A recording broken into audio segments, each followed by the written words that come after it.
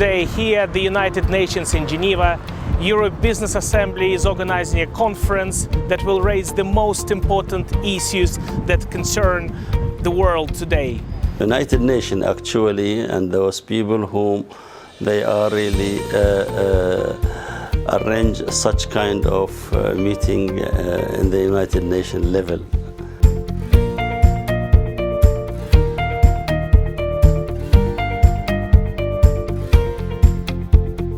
The esteemed organization as the European Business Council, is very much more effective when we can actually address, and we want to ensure that they will have the voice to actually create a certain policy or a certain guideline to where especially modern companies should be heading to, a certain policies or guidelines. So, in the perspective that as using the United Nations as a platform, it is very, very, I say it's very important, and it will reach things globally. Today, at this very special occasion, the United Nations in Geneva, European Business Assembly is holding its second consecutive meeting on corporate social responsibility and disinformation. We feel both of these topics are extremely important for today's modern society, and this is why this meeting brought around 30 experts from all around the world who will be discussing this extremely important topic, as I already said, to draw attention on international level to these issues. As in its capacity as a special advisor to the Economic Social Council of the United Nations, European Business Assembly is playing an important role in addressing those 17 targets set by the United Nations, and brings international community to discuss these issues here in Geneva. I'm very pleased here today to be able to share our vision and technology with EBA together and help to achieve the Sustainable Development Goal. The EBA has a very important role to arrange such kind of activities. Otherwise, we are as a person, we cannot manage it. But with this effort, of EBA and their capability to get participate in such really international, as we call it international, because this United Nations to expose ourselves, to the nation which is covering more than 180 countries in the world. Sustainable Development Goals set by the United Nations in 2015 have brought a lot of attention from around the world, not least by the non-governmental organization such as European Business Assembly in the United Kingdom. We feel extremely passionate about the goals to end poverty, to make people more literate and educated around the world, to give them sustainable environment, as well as green cities to live in, and fight pollution for our children to live in a much better world in the future. This is what brings us to the United Nations today.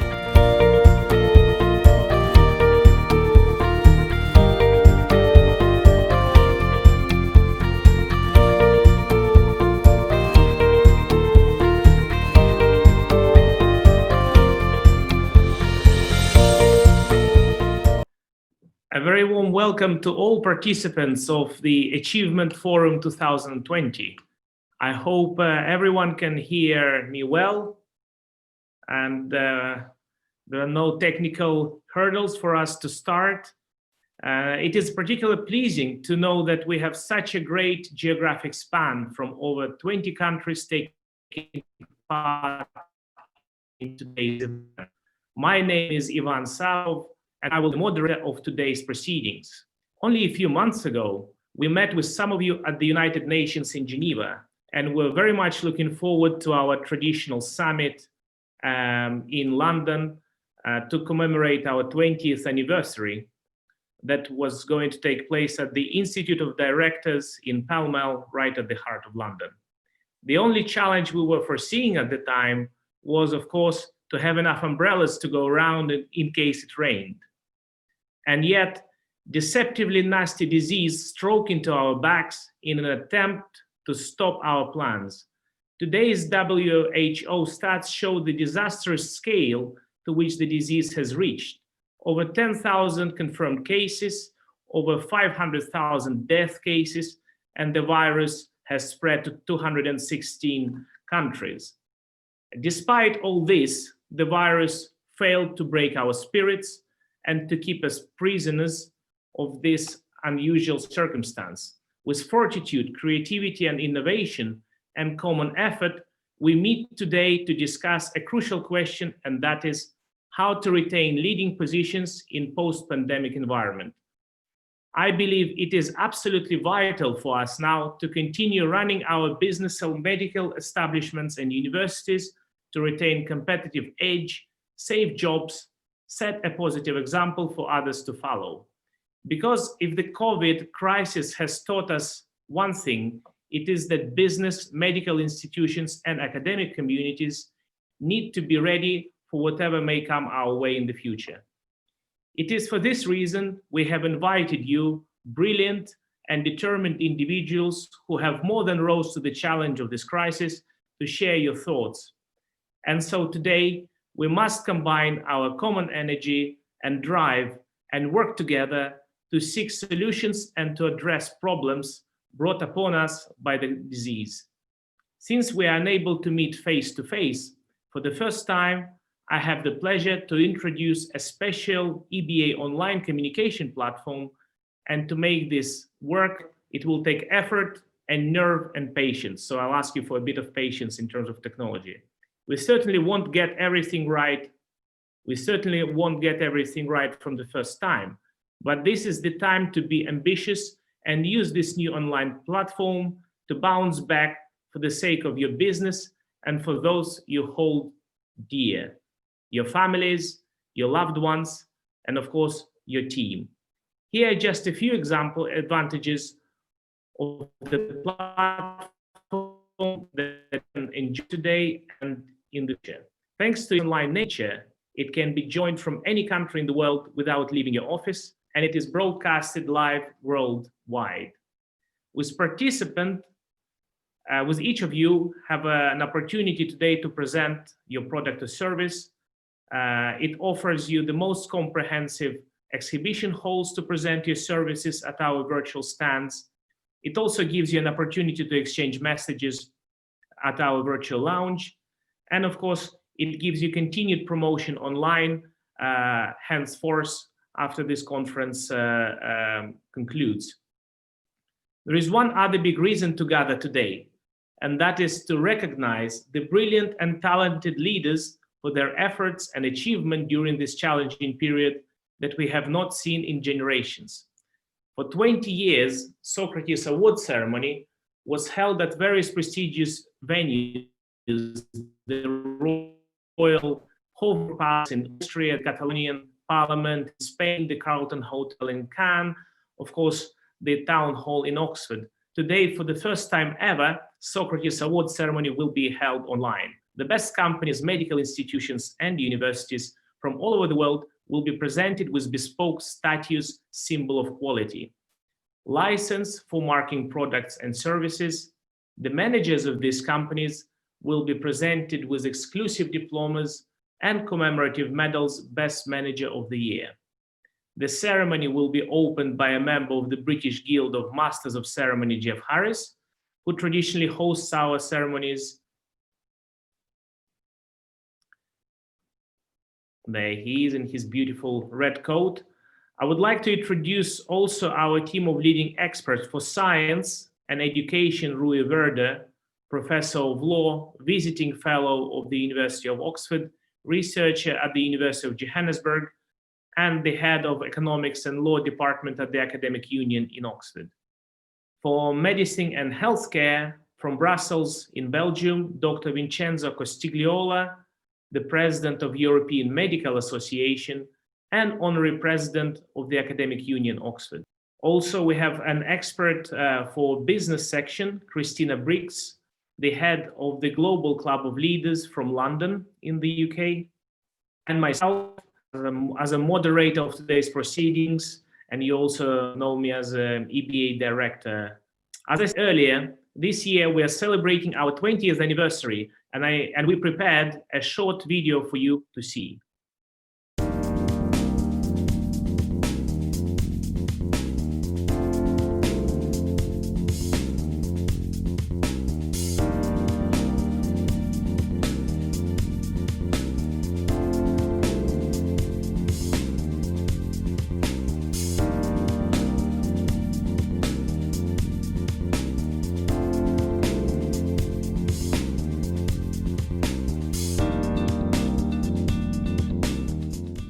Years is just the beginning. It's just like a grown-up man or a woman who enter their adulthood. We are once again extremely happy to have built such a successful community around the world, and it is our promise to all of you that the next 20 years will be even more successful. We will work even harder to impress you, to support you, and to ensure that all of your endeavors are successful.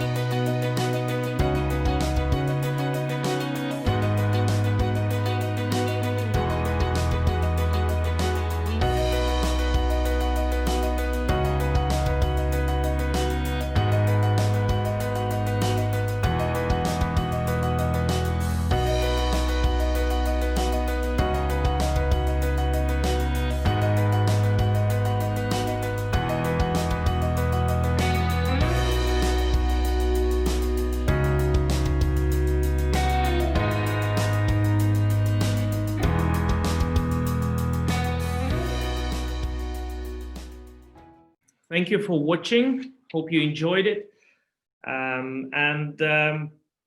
Just before we start with our conference proceedings, I would like to introduce you to some rules that we should all adhere to during the conference. First, please start with your speech, which will be followed by a video. Stick to your time slots, which I believe for 5-10 minutes.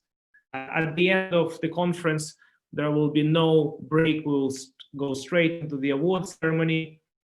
And also, I should inform you that we will have a mixture of live speeches and video presentations that were sent to us by our members.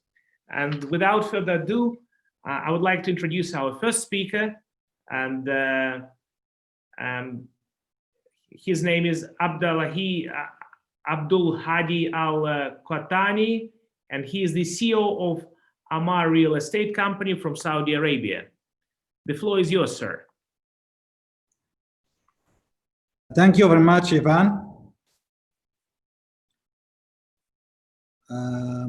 Really, I would like to thank all of your team and your efforts for this forum. First of all, I want to introduce Amar Real Estate Company and its history. I will share my screen.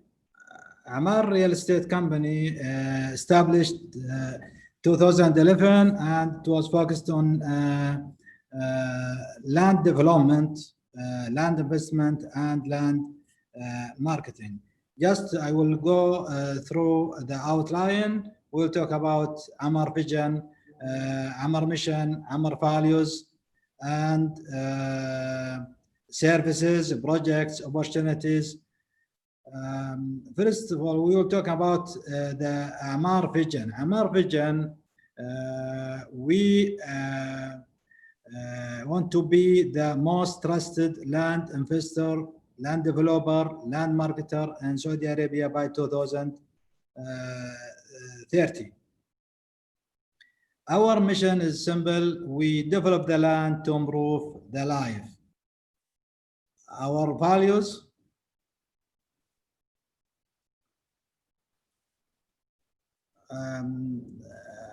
professionalism, integrity, excellence, collaboration, and ethics. Our services: it's land investment, land development, land marketing. From 2011 till now, this is our portfolio summary. We developed more than 6 million square meters in Saudi Arabia. The portfolio of our projects, it's more than 5 billion Saudi Arabia.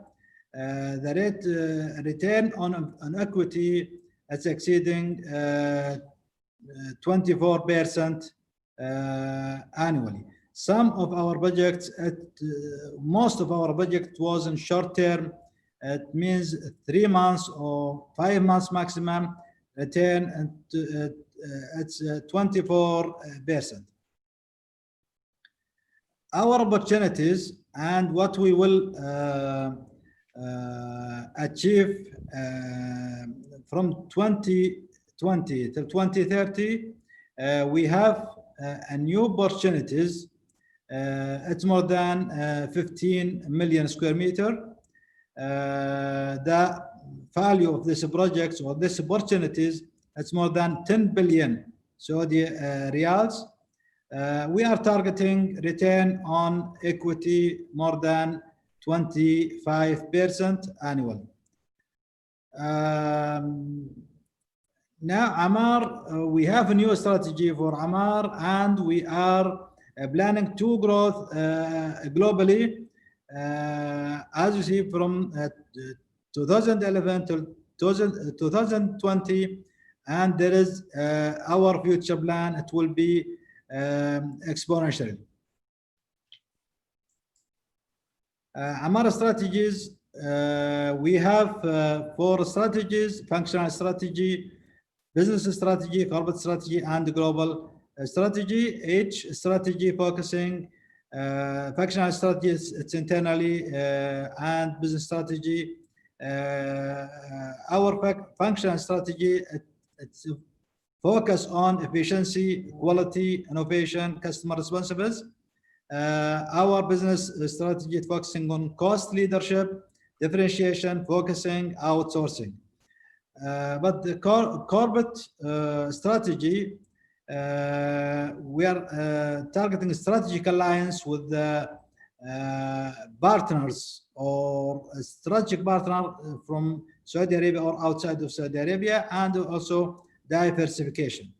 And global, we are focusing on targeting opportunities and also a strategic alliance with some investors. We will establish new companies outside. It will be owned 100% by our company, or it will be a joint venture with the other investors. We developed, according to the strategy, we developed a new strategy for Amar, and there's we made a restructuring, internally restructuring and rebranding for our company, and maybe within 2 months, 3 months, we will get the ISO certificate. External development, we are looking for international strategic relationship and also for international opportunities to capture it. We are focusing in next 10 years.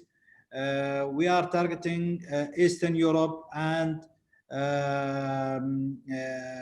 the Asia, South Asia, it's Indonesia, Philippines, and Vietnam. This is our target next 10 years. This is it. Thank you very much for all. Thank you very much, Abdul Hadi. This is a really great start with some excellent success story from Saudi Arabia, with expansion, with leadership, with strategic mind. This is what we want to hear. And particularly, I would like to thank you for sticking to your time slot, since we have a few other people who are already prepared their presentations and ready to move on. But thank you, Abdul Hadi, once again. Thank you very much. Now we move on to our next speaker, Bishoy Sami Edward Adam, Chief Operating Officer from Dhabi Contracting LLC from the United Arab Emirates.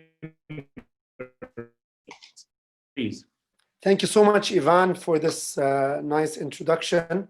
And I really liked what Abdul Hadi's presentation was all about. And let me quickly go through my PowerPoint presentation. Okay, so very, very quickly, I will just give a brief about Dhabi Contracting. Our company has been established in 1983 as a special categorized company in the UAE. And we are mostly working in the construction sector in building all different types of high-rise buildings, hotels, schools, hospitals, parks, worth of billions. Our turnover last year was approximately 3 billion dirhams. And thank God it's increasing year after year, and our performance is also boosting. Our clients, of course, includes Nakheel, ADNOC, Musanada, A'mar, but A'mar Dubai, not maybe different than my friend Abdul Hadi, Imkan, ICT, and other VIP royal families. Our company has approximately 7,500 employees. Let me talk about some of the reasons behind the company's success. To quickly touch base, we have done so many different advanced technologies. Firstly, in the design and engineering of our projects, we only used the early version of ArchiCAD, but by time we have implemented something, of course, everyone knows about it. It's called the BIM, the Building Information Modeling. So this has dramatically changed our vision of the design and engineering of all our projects, and it gives us more opportunities to quickly highlight that there is some kind of problems in the design or clashes between the MEP services, the civil services, and which we can quickly upfront escalate it to our client and to solve this issue rather than having problems at the site itself. So we started using this BIM technology in all of our projects. This is one. The secondly is the health and safety environment. As you know, in the construction now, it takes a much more prominent position than it did in the early days of the business. And we as a company have wholly embraced the many changes over the years in this field, and we maintain a health and safety record that is second to none in the region. Clients recognize this, and it forms a major part of their due diligence exercise when engaging construction partners. A good health and safety record is of utmost importance to reputable clients when decisions are made regarding selection during the tendering process, and with our excellent HSE record, giving us a distinct advantage in this part of the proceedings. The other point as well is the quality assurance and quality control. We as a company take pride in every single project that we execute, whatever the magnitude, and we utilize the most up-to-date quality control systems to ensure that everything from our document control, construction process, and final handover methodology is implemented to the highest quality possible. All of our quality assurance and control models are reviewed on a regular basis to ensure that we are working to the optimum standards. The last but certainly not least, the ongoing support and backing of our prestigious clients who, because of our high standards in the execution of our construction projects, repetitive business time and time again. The construction industry, despite its enormity, is very tightly knit, and news travels fast. Success is reported and discussed in high circles, and as such, as well as the repeat business we thrive upon. There's always new business from new clients who want the same success that we bring to our existing partners in building development. Success does not come cheaply, it does not come easily or overnight, nor does it come by accident. Success comes from the careful investment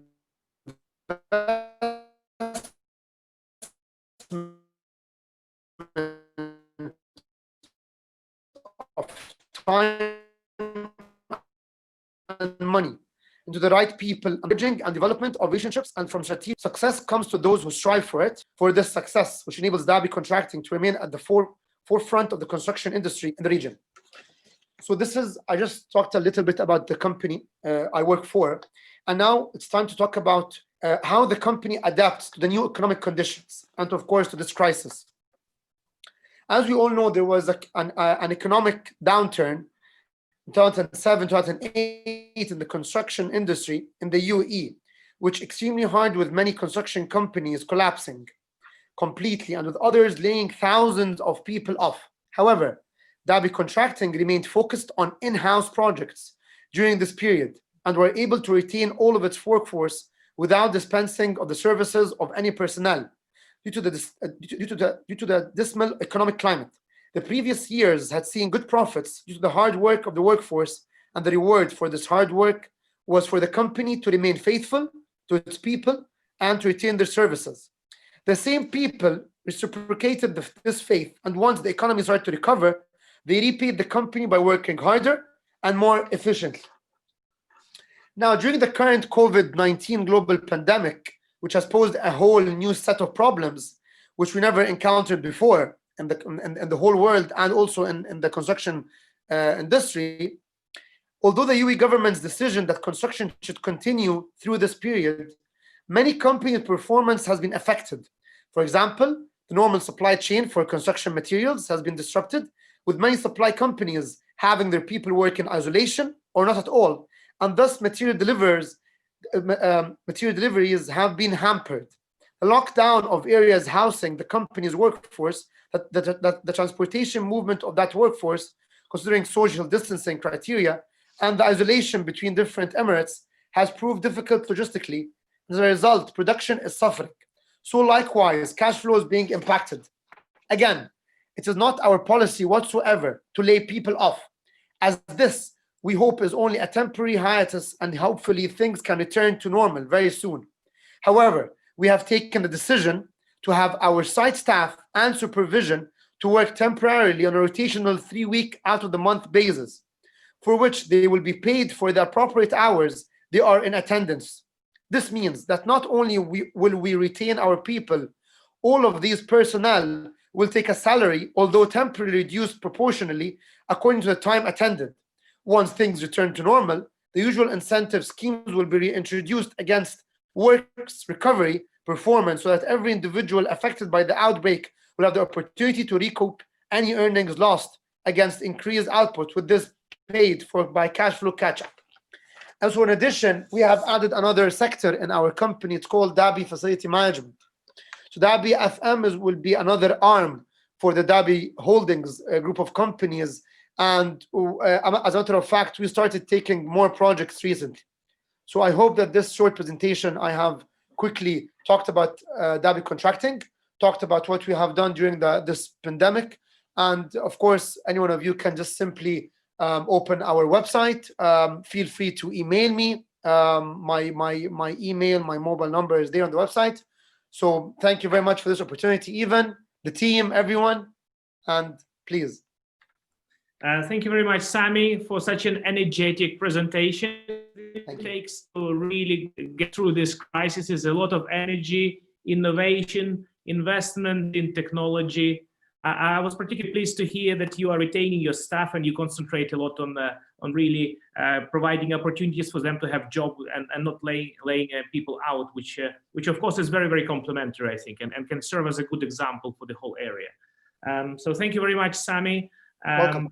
And can we now move to our next speaker, Sida Kanizul Fatma, and she is Chief Knowledge Officer from Sharia Electricity and Water Authority from the United Arab Emirates. Hi, good morning. Am I audible? Yes, good morning to you. Hi, good morning to everyone. Thank you very much for hosting this wonderful achievement event here, and we're all very excited to be a part of this wonderful forum. Today, I will be sharing the success story of how SEWA became the continuous innovative learning organization in the region. Next. So as we all know, a decade ago in 2008, the world got encountered with a financial crisis, which was the 2008 global meltdown. And now we have the 2019 COVID crisis. Today, the world is engulfed by this pandemic, and my story would be how SEWA has been leading in the post-pandemic era, how we weathered the storm with the help of 15 winning principles. Right, so this is the secret sauce, the ingredient which lies behind the success of our organization during the pandemic and the post-pandemic era. We love to call it the 15 winning principles. They are curated by His Excellency Dr. Rashid Aleem, our SEWA chairman, and he believes that any organization needs to have timeless principles, the DNA of our organization. So come what may, we are ready to face that and bounce back to progress. Principle 1 is the universal smile, and we love to spread smiles on our customers' face. Next slide, please. We have over 1.5 million consumers in the city of Sharjah, and we have residential, commercial, industrial customers.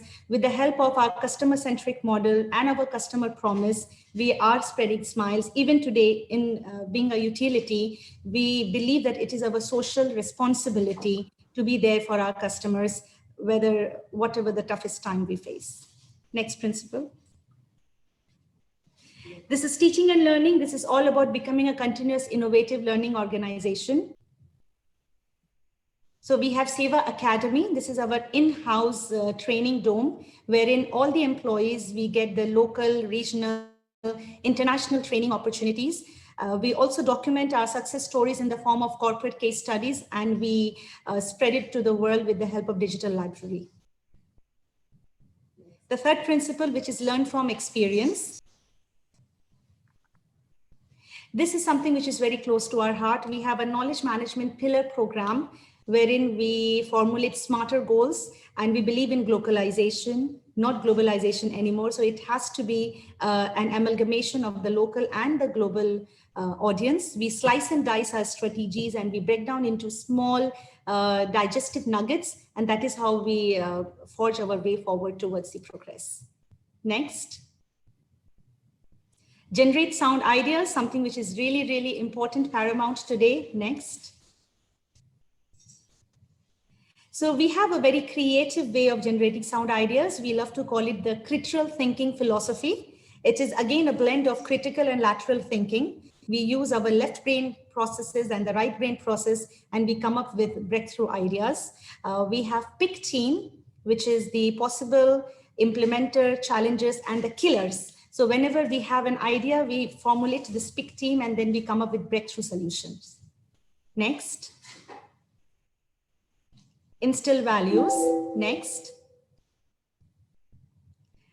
I began my presentation with this, that any organization need to have timeless principles, which is the DNA. It remains fixed throughout, and values which keep changing according to the situation. So this is the list of 11 core values that our organization has. Next. Create positive emotional energy, which is again very close to our heart. We believe that we have result-oriented work environment, and we believe in 360-degree feedback with the help of small initiatives like Bravo Card or Employee of the Month. We always instill positivity in our employees so that we are energized for the day to come. Next, please. Next. Making tough decisions. Of course, any organization, we have to make tough decisions, but we do it very intelligently. We believe in intelligent risk-taking. At times we are courageous, at times we are cautious, and that is how we out-innovate our competitors. We believe in co-creation and collaboration, not competition. So that is a very, very important principle of our organization. Next. Principle 8, which is using vibrant stories, and that's our chairman, His Excellency Dr. Rashid Aleem. He is the icon of sharing successful stories with the employees, and that is how he helps us to shape up our career vision to the point that we actually start loving our job. Next. Principle 9, which is facing the reality of where we are now, that this is the takeoff point of any benchmarking. We believe that we don't really have to do utility to utility benchmarking. We believe in cross-industry benchmarking. We act on facts and we turn information into insights. That's how we come into a realization where we are right now, and we can forge the way forward. Next principle. Developing and implementing winning KPIs. This is an extension of the last principle, which is all about once we know where we are and then we can measure that and we can manage that. To go ahead with it, we need to have international KPIs. Next, please. Pouring our creative energy and dedication into everything we do. Again, as I have already declared, that this is an organization which is people-oriented. So we believe in people, we believe in the holistic growth of any employee so that we keep them engaged and we keep them energized. Next principle. Continuous generation of leaders. Being a utility, it is our sole duty that we create future leaders. So this is one of our future leaders, Engineer Fatima, and we believe in talent management. We believe in creating swans. Swans is a beautiful bird. For us, it is an acronym, which is smart, willing, active, and nice. So any employee who is smart, who is willing, who is active, and a nice human being, they are eligible for becoming future leaders. And of course, we treat and we track their progress with transparency. Next principle. Fostering a culture of continuous improvement. Of course, it's very, very important. We do believe in radical improvisation, but at the same time, we know that any change which is slow cooked and not microwaved is a permanent change. And as I speak today, I am proud to announce that SEWA is observing its peak hour. Peak hour is an initiative. It's a lead initiative by our organization wherein we encourage the nation to switch off their unnecessary electricity gadgets so that we save the electricity in this 1 hour. So 2:30 to 3:30 p.m. I think in half an hour time or so, the whole nation will be observing peak hour, 1st of July today. So we are really, really geared up for that. Next principle, which is growing together with our suppliers and partners for mutual benefit. Of course, it goes without saying, partners are extended family. They are not just partners, they are co-ideators. We always come up with a win-win solution. I already mentioned we believe in co-creation and collaboration. That is how we come up with innovative ideas. And last but not least, all these principles, the next is about teamwork. All these principles will fall flat if we do not have teamwork, right? Because teamwork makes dream work. Talent will only win you a game, but teamwork will win championship. And I'm proud to announce that these principles have helped us to weather the storm, any calamity, any problem, big or small, that we have faced. The organization, this is so deep-rooted, so deep-seated that we have come out with flying colors. And one of the recent examples, that the next slide, please. We have been certified by the Great Place to Work. We are one of the first government organizations in the entire region to get this certification. So we are very, very happy about it. Being a utility, we are creating a mark, an indelible mark, and forging our own way towards success. Now I will leave on to my colleague, Mariam. Hello there. Good afternoon from the UAE and good morning from UK. All the principles my colleague talked about are summarized in this beautiful book, which is authored by our SEWA chairman, Dr. Rashid, His Excellency Dr. Rashid Al-Lim. He has documented all his successful journey in this book, which is free download from the Alim website. Right. And with this, I would like to say thank you to all of you and wishing you all best of luck. Thank you very much for your very positive presentation. I don't know how our participants in other parts of the world, but I certainly felt the warmth from your speech.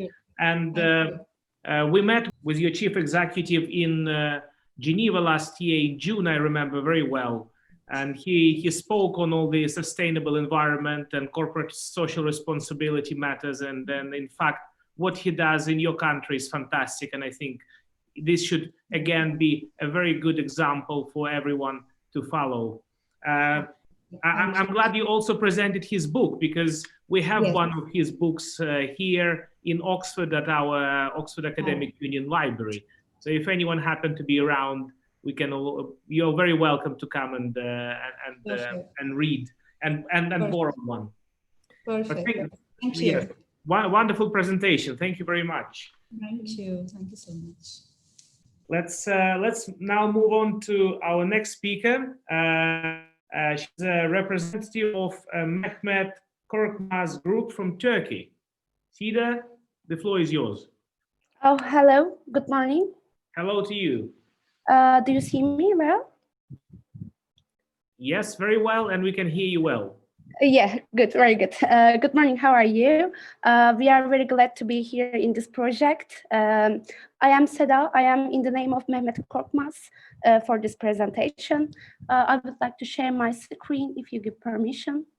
First of all, I would like to speak about Mehmet Korkmaz. Mehmet Korkmaz, the brand and its designer at the same time. As I told at the beginning of my conversation, I said that I am here in the name of Mehmet Korkmaz. He is a designer and he has served in haute couture sector of fashion since 2009. Today in my presentation,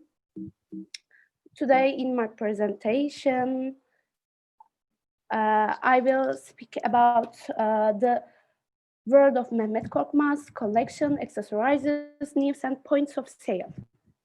Let me start now. Mehmet Korkmaz is a very young brand and he is a designer.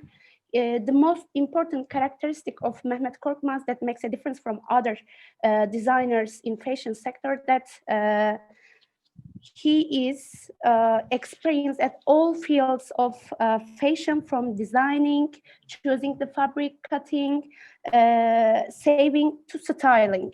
In all processes of this sector, he is experienced and very good at them. We can say that he is a master of couture in the sector, like the masters of 20th century.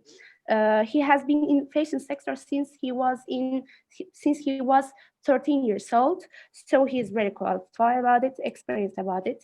And beside the membership of Turkish designers, he is a member of Arab Fashion Council. Mehmet Korkmaz brand presents its haute couture designs at both haute couture and the ready-made clothing brand Giza Gates concept, which attracts tourists from Middle East and other European countries, and in Turkey also. He has many visitors and people who would like to buy his clothes and designs. Now let's go on with him.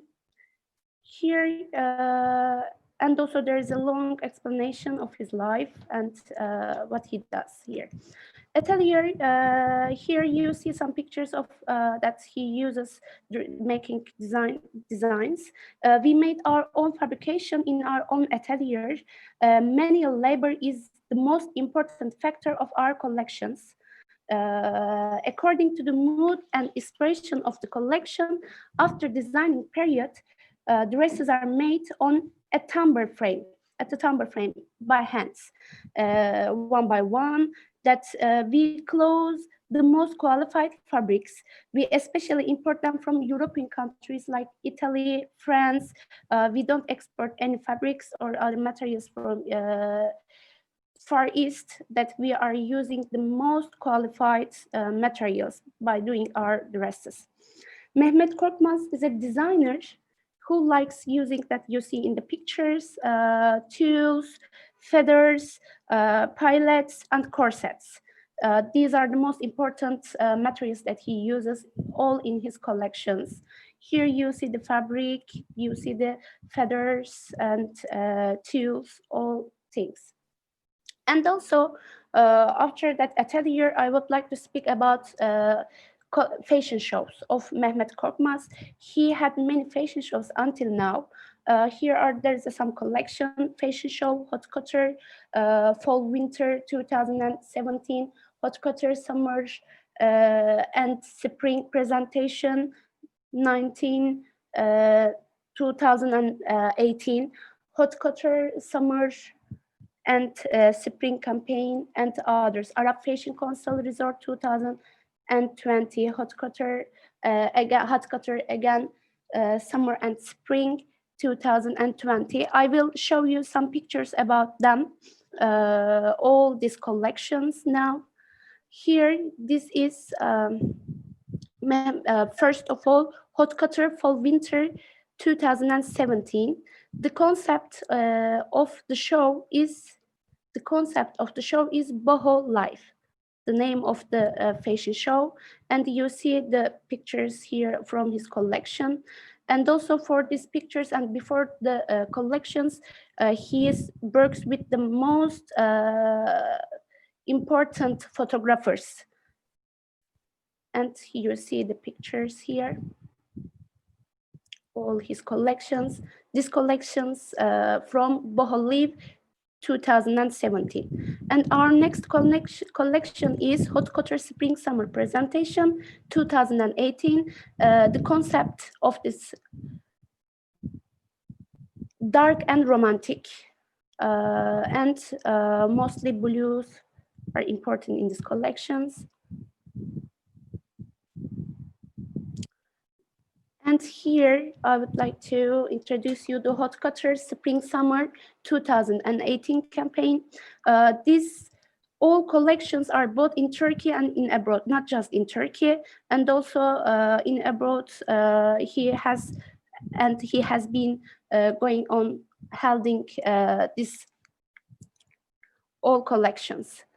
And next one is, next one is fall winter haute couture 2018 and 2019. And the name of this collection is La Vie dans le Monde. And here you see all the pictures. If I am too fast, I can be more slower. If you want to look very carefully about the collections.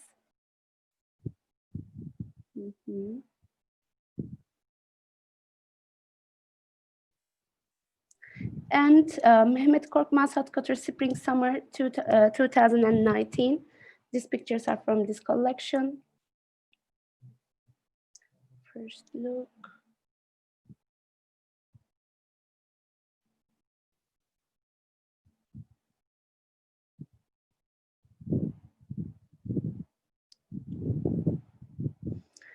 And a beautiful family portrait runway, Couture Mehmet Korkmaz Haute Couture Spring Summer 2019. Here you see Mehmet Korkmaz with a family portrait.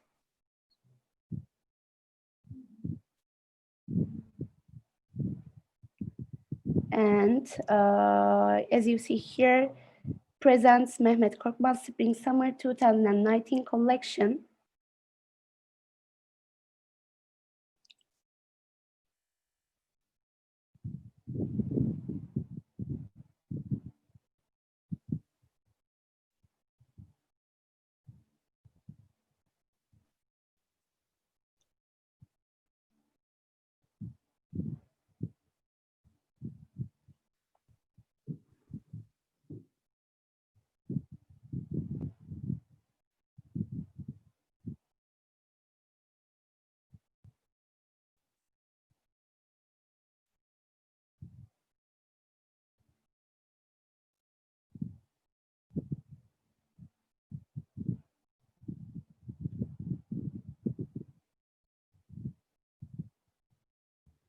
We would like to show you all the concept, all the collection, because these are the most important part of our fashion design, not speaking, but seeing the designs.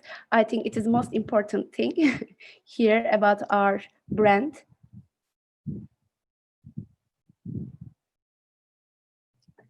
And Mehmet Korkmaz Resort 2020 Arab Fashion Council. These pictures are presented for Arab Fashion Council, and we had a fashion show there too.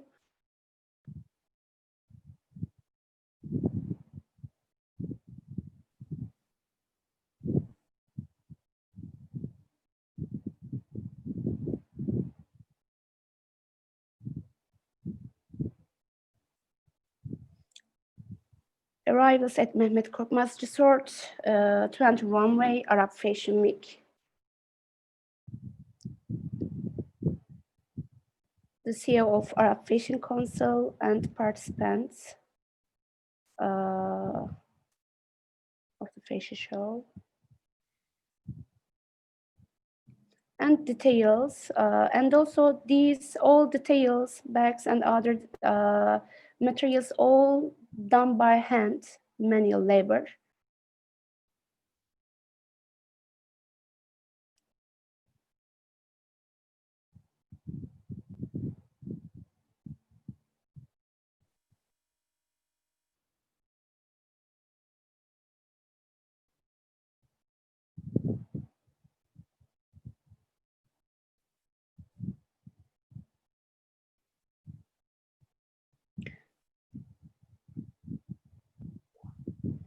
As I told you, that tools, feathers are the most important part of his designs.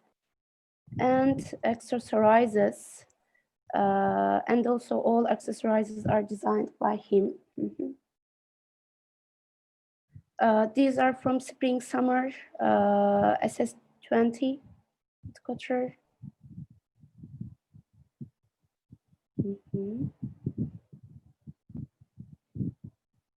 Okay.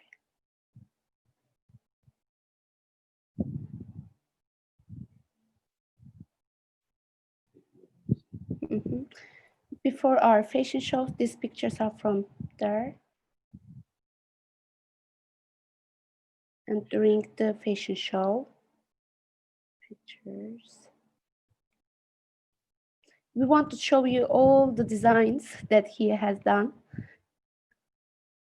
They look absolutely fantastic, Sida. I hope we can have a link perhaps to your website so people can have a little bit more time. I shared that in my, we shared it in our presentation. At the end of the presentation, we shared them. You can also look at them there. Okay, I'm moving faster. I got it. And accessorizes. Accessorizes are also important parts of his designs. Belts and other materials, bags, all the clothing, all of them are made by Mehmet Korkmaz for his collections. As I told you at the beginning, that he is a master decotterer because he is in the all fields of this fashion sector, from cutting, sewing, designing, all is done by himself.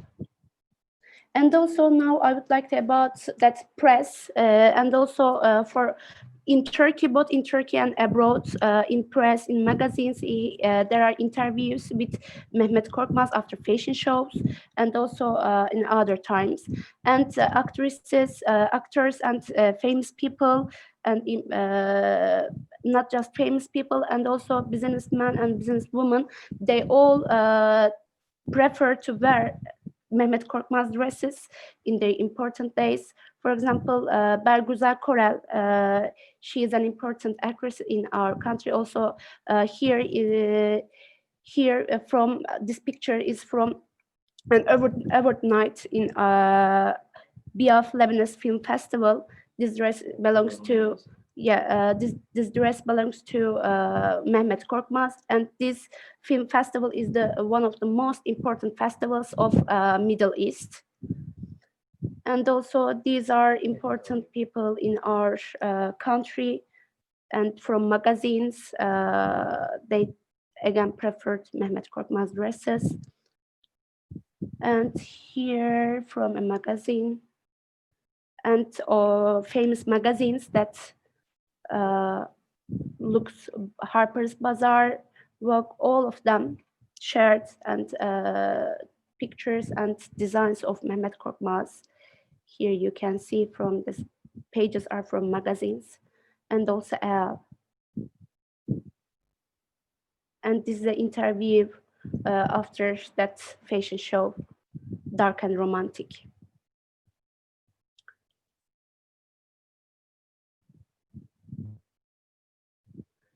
Turkish creator Mehmet Korkmaz flattering pink designs. We have collected some of the most standout looks and stunning details that appeared on the runway.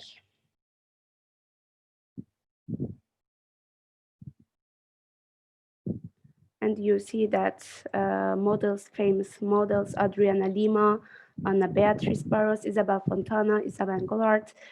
This is from Brazilian Takeover, real hand embroidered baby doll costume. These costumes are made by Mehmet Korkmaz here. And points of sale. We are not just in Turkey, and also in other countries, in Arabian countries, we have points of sales. You can see the pictures from our studios where we show our dresses.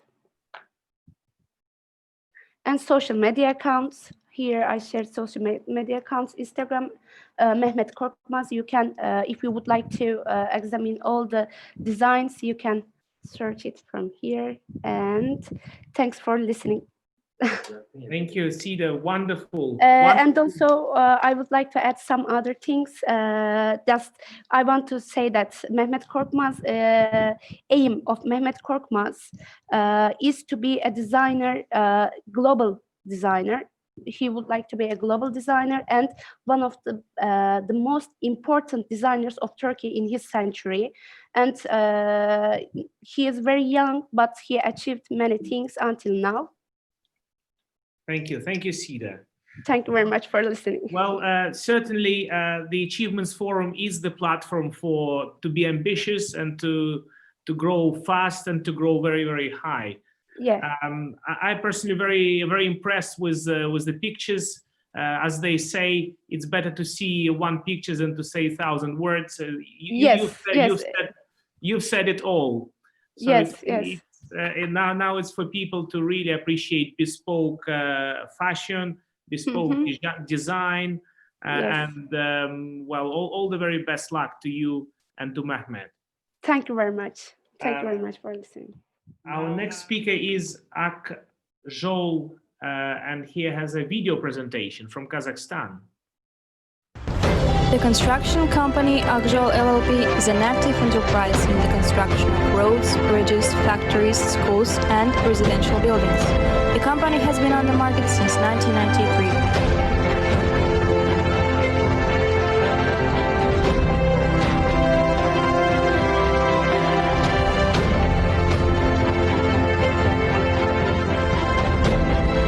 In the production of its product, the company uses only high-quality material.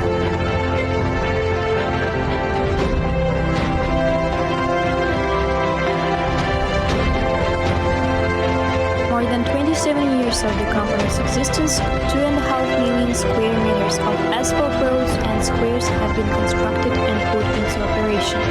Thus, every year the company lays more than 100 kilometers of asphalt concrete roads.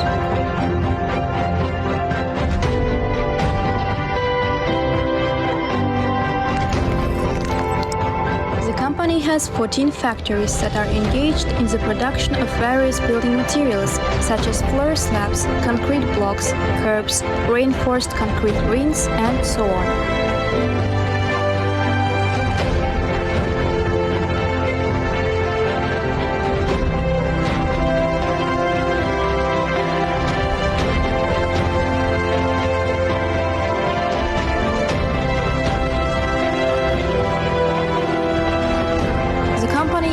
More than 3,000 people.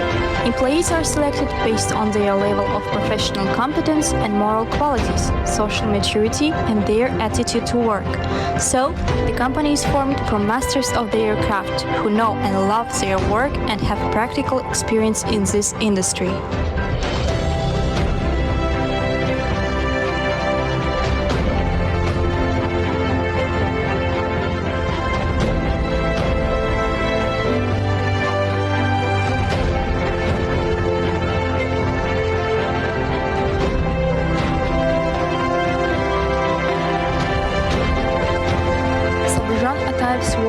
Received many awards, including the holder of the honorary title Leader of the Year 2018, the winner of the Business Leader Award, an honorary citizen of the Customs Union.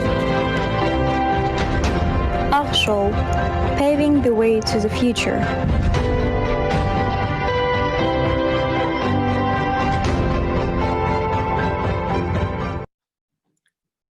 We've now reached to the stage of video presentations, and our next video presentations come from South America, from Ecuador, and the video presentation is of Hotel El Lericario del Carmen.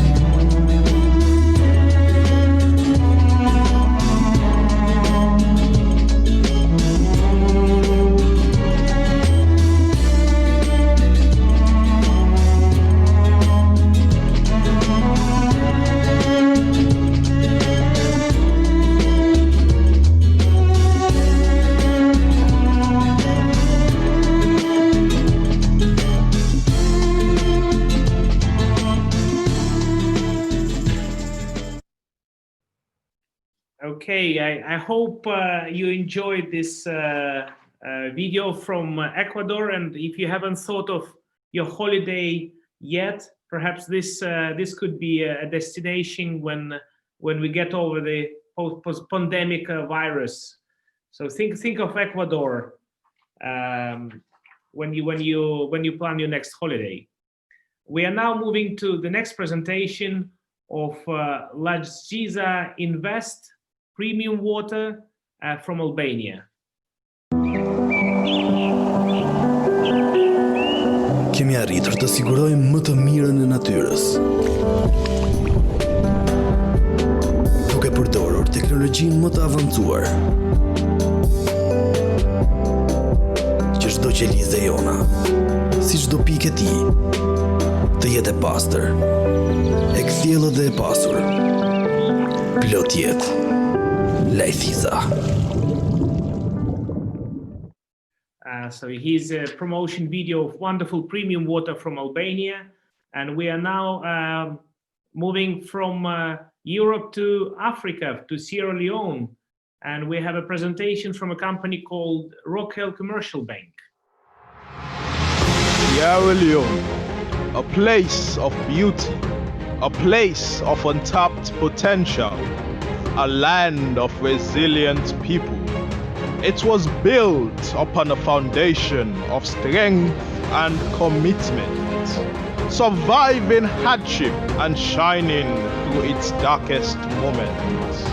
Rockhill Commercial Bank has stood alongside Sierra Leone, serving the nation with commitment, integrity, passion, and love.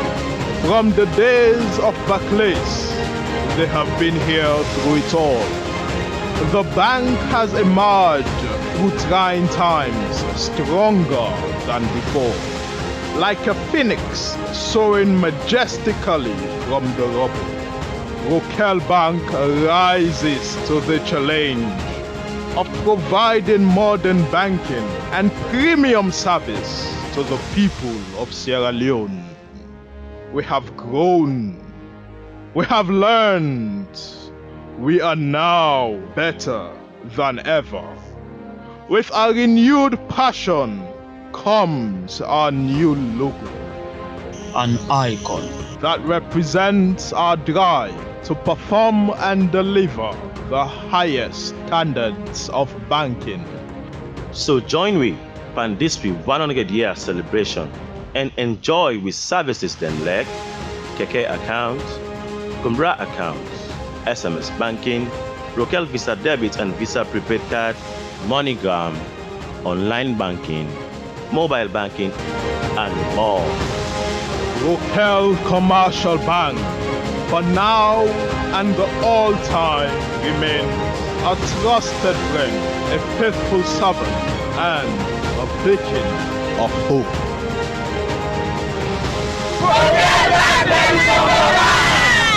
Rockhill Commercial Bank, now we own. Okay, what a powerful presentation from Sierra Leone.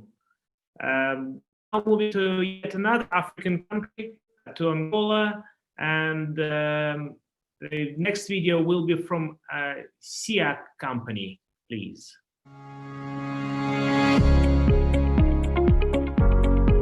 In accordance with the September 2007 administrative reform program by the Angolan government, and with the aim to meet the needs of each citizen user and their integration into society, SIAC, the Integrated Citizen Customer Services Center, was created, with the mission of consolidating within a single location a number of diverse customer services, provide assistance based on simplification of procedures, service quality, and bridge the gap between state offices and its citizens.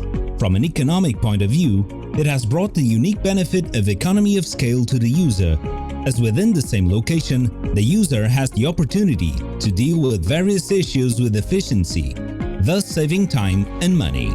SIAC consists of 3 units, namely PSU, BSU, and LIU. PSU, Public Services Unit, provides a set of 190 public services from different administration bodies, especially those that directly affect the daily life of the citizen. BSU, Business Services Unit. Both public and private companies of general interest to the citizen are on found location. As well as the national press, other services companies are available, such as water, energy, banking, communication, insurance, and the TAAG travel agency. In some units, there are support services, such as a cafe snack bar and a stationery shop. LIU, Labor Intermediation Unit or Employment Services.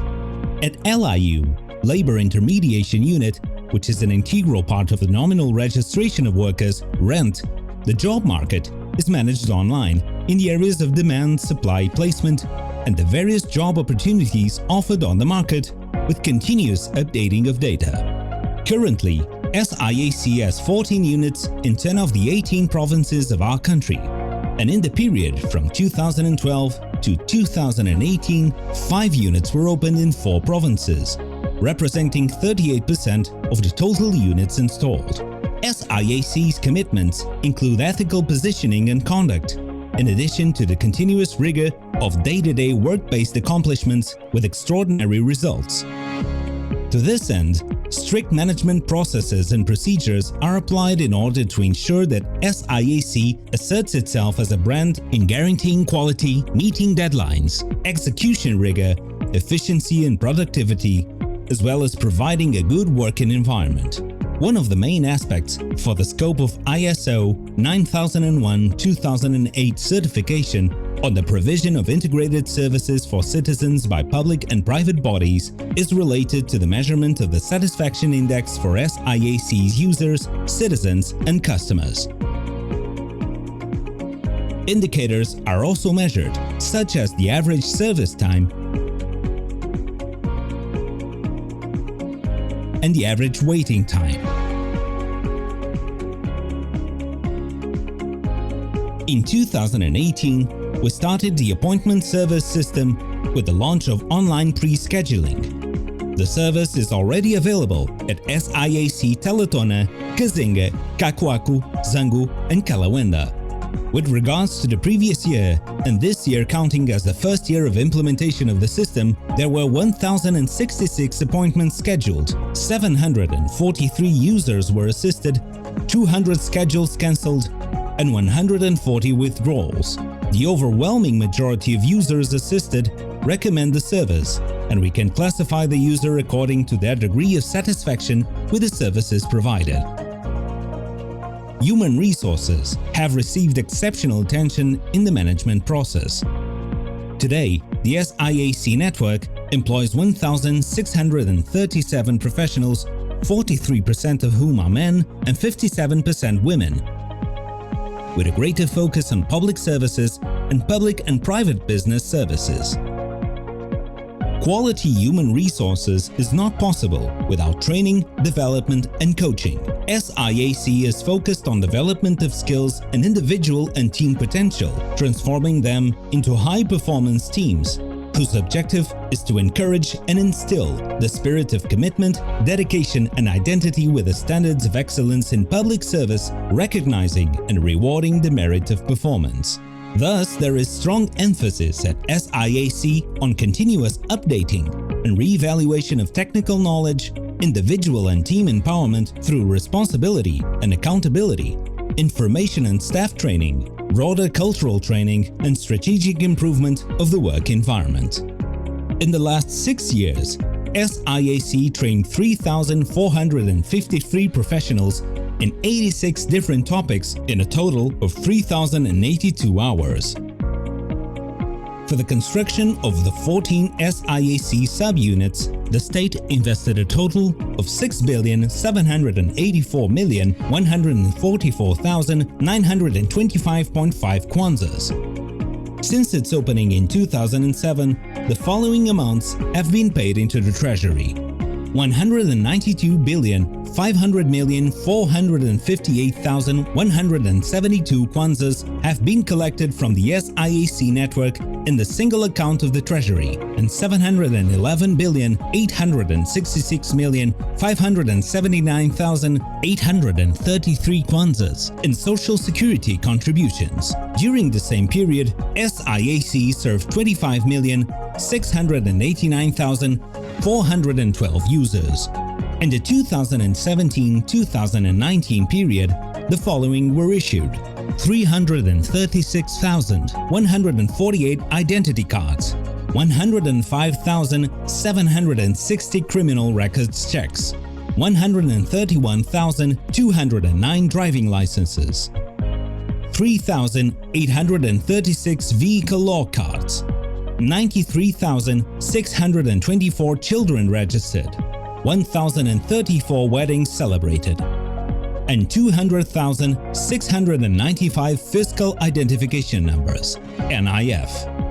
With stricter internal control on expenses through rationalization and greater profitability through pervasive productivity, the return on investment is guaranteed by serving the public. From 2012 to 2018, SIAC reinforced its management paradigm, of which sustainability is guaranteed by its own revenues of 99.41%, with the appropriation from the Treasury representing 0.59%. SIAC's information technology activity is supported by 4 pillars, namely service desk, IT governance, web, and infrastructure.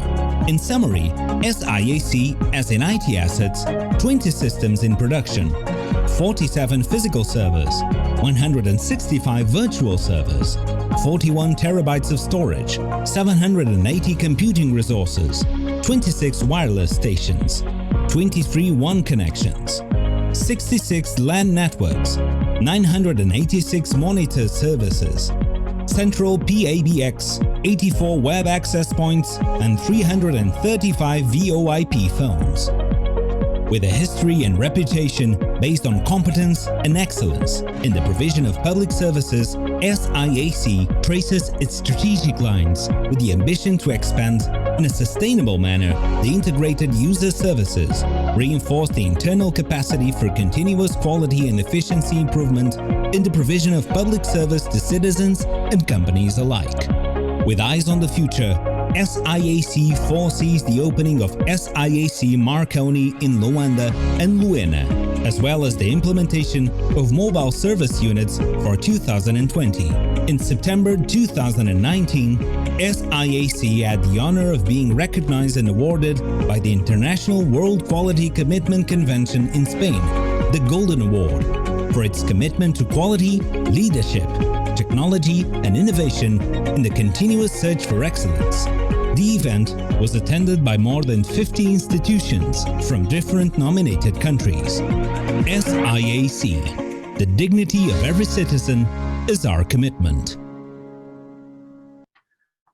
So this was a video from a SIAC company in Angola, and now we are moving to a different country right across the road.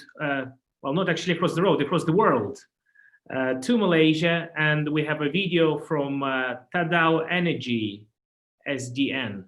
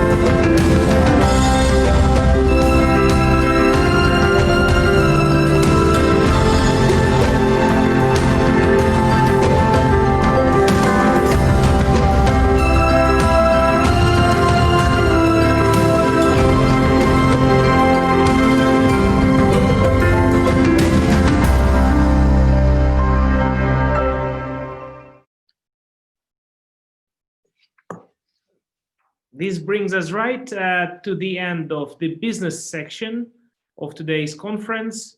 And we are now moving to our next category of science and education.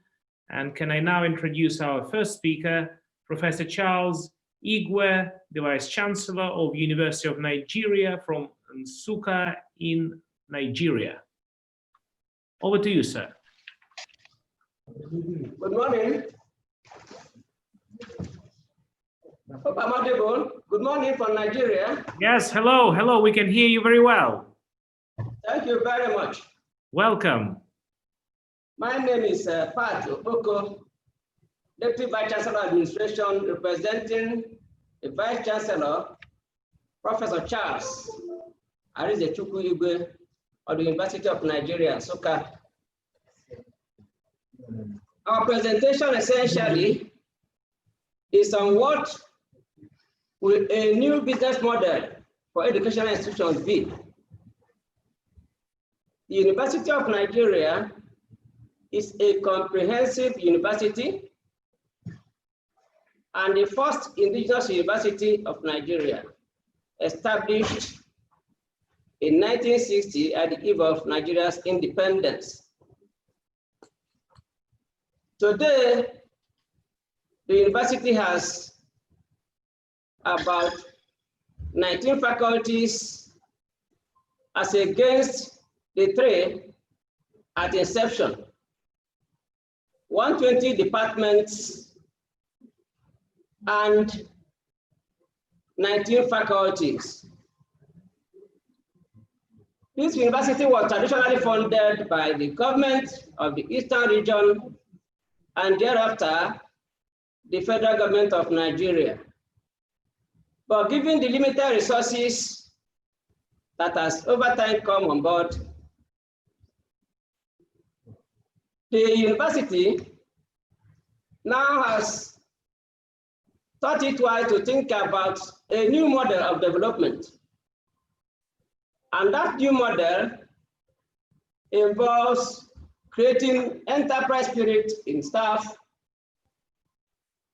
and thereafter ensuring that we have institutions and establishments that will enable us raise funds in the face of dwindling resources, particularly given the fact that we are currently competing with private institutions for funds.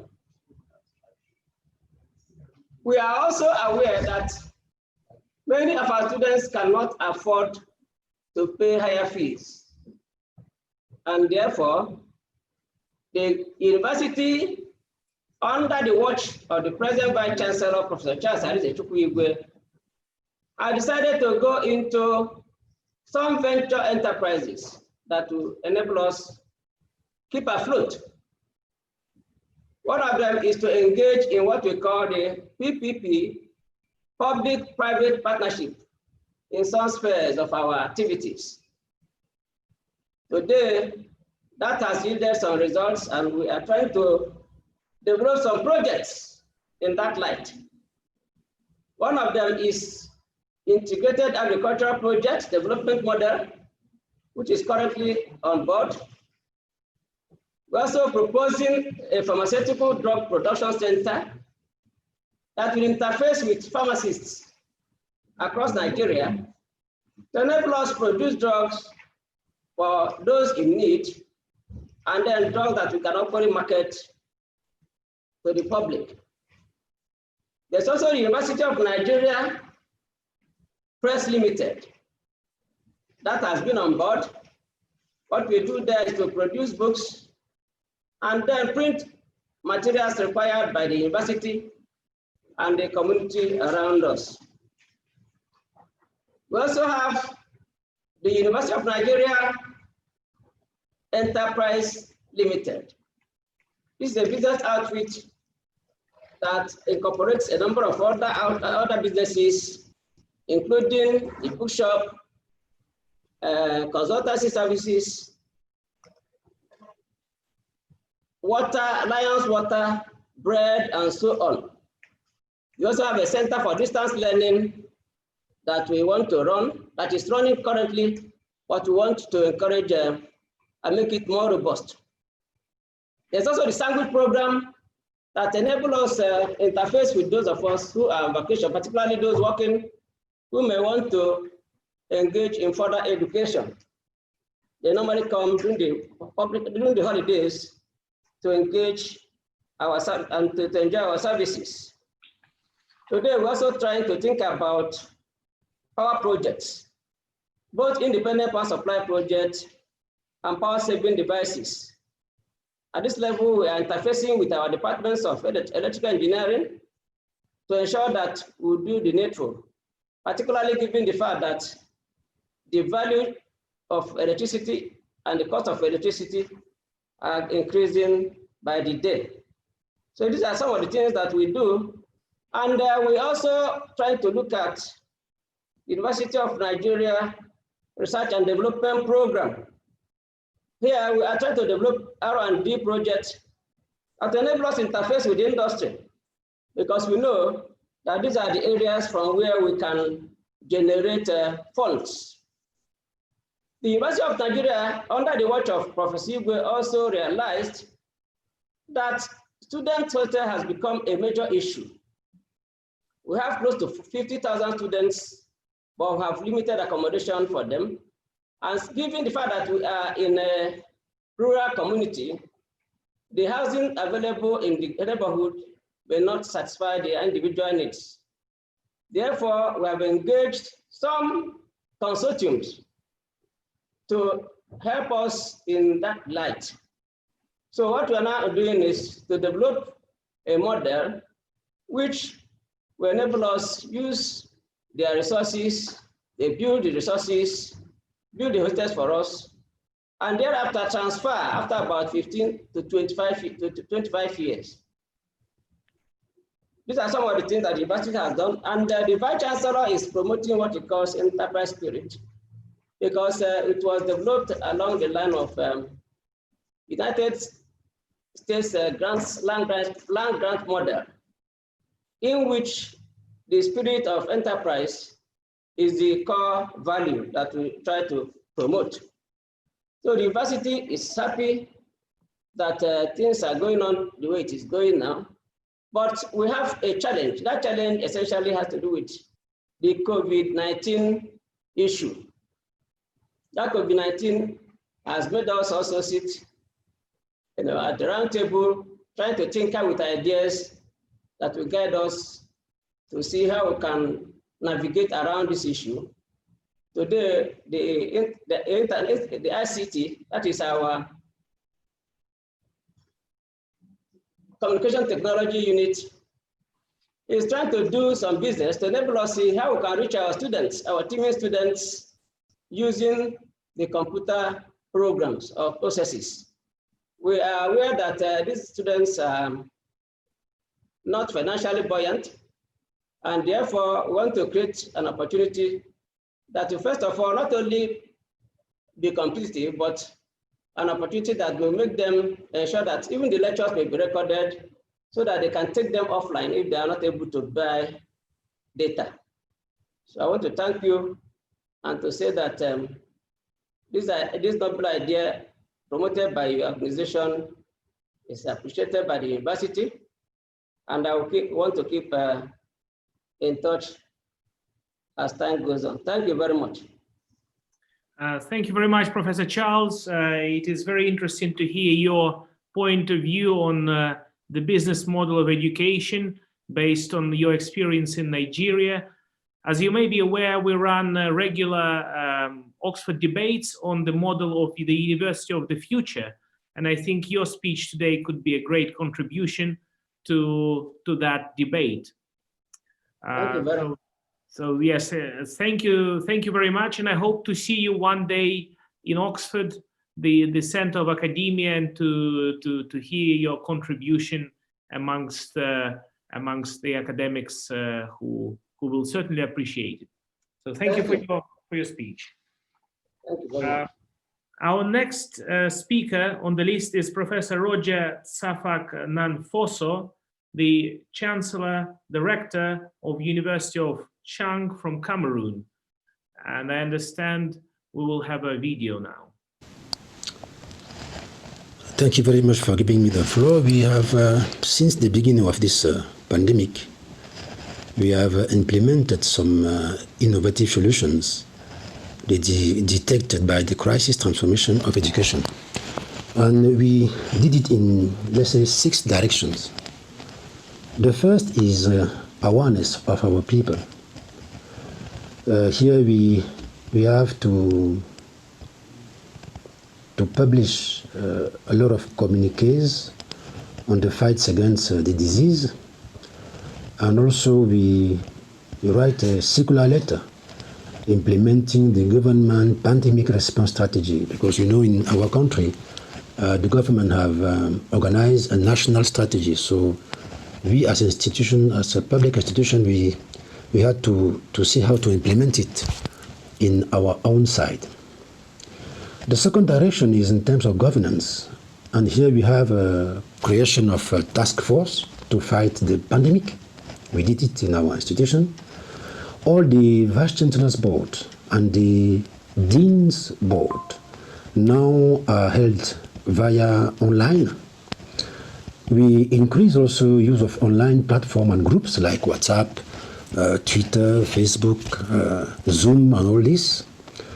And also, we decide to pool all our classrooms between a lot of schools to be sure that the distanciation measures will be implemented in a good way. The third direction is in terms of health measures. And here we have decided to disinfect all our workplaces in terms of amphitheaters, classrooms, laboratories, offices, residences, common space, restaurants, and all this for our students and also for our people. And we decide also to make the Medical Social Center a permanent space for everybody who can have some comfort. We multiply the hand washing points, and the wear of mask become obligatory, compulsory. Of course, we distributed graciously some of them to our students, and we also decide to make holding of bottles of hydroalcoholic gel compulsory also. The fourth direction concerns didactic and pedagogical measures. And here we have activation of our open distance learning platform. We were there, but it was not really functioning in a relevant way. We decided to put it in places, and we ask all our lecturers, professors, to upload all the class courses. We also implement distance education with Zoom, GT Meet, WhatsApp, Google Class, Facebook, and all this, thanks to free access agreement to the platform that we negotiate with a huge company here in Cameroon, let's say Orange Cameroon, to be sure that our student can be connected free of charge for them. And I have to confess here that also this was facilitated by the fact that we have to distribute 36,099 computers to our students, thanks to the gift of Head of State. Here also we have distancing in common areas and classrooms, amphitheaters, laboratories. We decide to divide the big groups of students into 4 small groups. That is, if you have a class of, let's say, 200 students, we decide to divide them into 4 groups to be sure that the recommendation of distanciation will be respected. And also somewhere we decide to use our radio campuses, our radio campus, to make some radio lessons, and this was quite interesting. The 5th direction is in terms of research-related measures. Here you have defense of master's thesis and PhD thesis in video conferencing, which is really an innovation in our institutions, and it was a great success. You have also multiplication of agreements with providers of access to virtual documentation in order to connect our students in the research cycle, and also some lecturers for their research. We were very surprised to see that a lot of people, a lot of companies all over the world contact us to ask if you can sign some agreement to offer some online bank of articles of books for our researchers, which was very interesting also. So we have also to sign in a virtual mode a lot of partnership agreement with institutions abroad, and also free online research partnership. The last measure was related to student living spaces. And here we decide to confine our students inside their residences, the rooms. We ask them to wear in a mandatory way masks when they are in the corridors. Here also you have elimination of consumption on seat in all our university restaurants and introduction of takeout meals. This was difficult at the beginning, but now I think it's okay. And we decide to close all the areas of play and to suspend all student group opportunities, let's say festivals, games, championships, all this, to avoid people to gather together. So we do hope that all those innovative solutions dictated by the crisis transformation can help. They are helping, indeed, our institution to tackle this international crisis. And we do hope that we will not have to complain ourselves about what we are doing. Thank you. So, thank you very much, Professor Nanfoso. It is really impressive the way the mile you've done to implement health measures within your university to keep your students safe from COVID.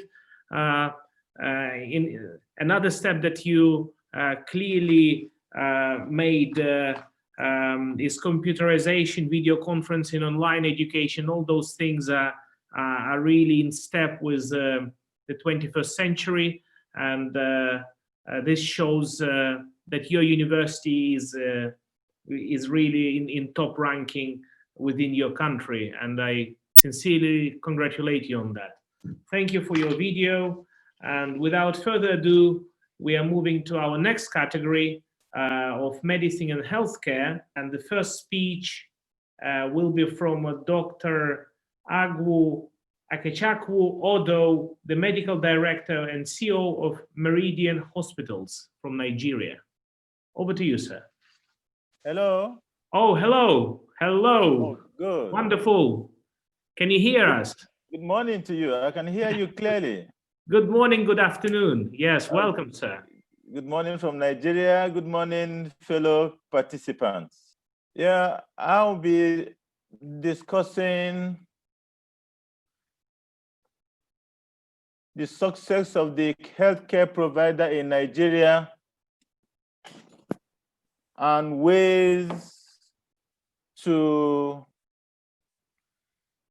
adapt to new economic conditions.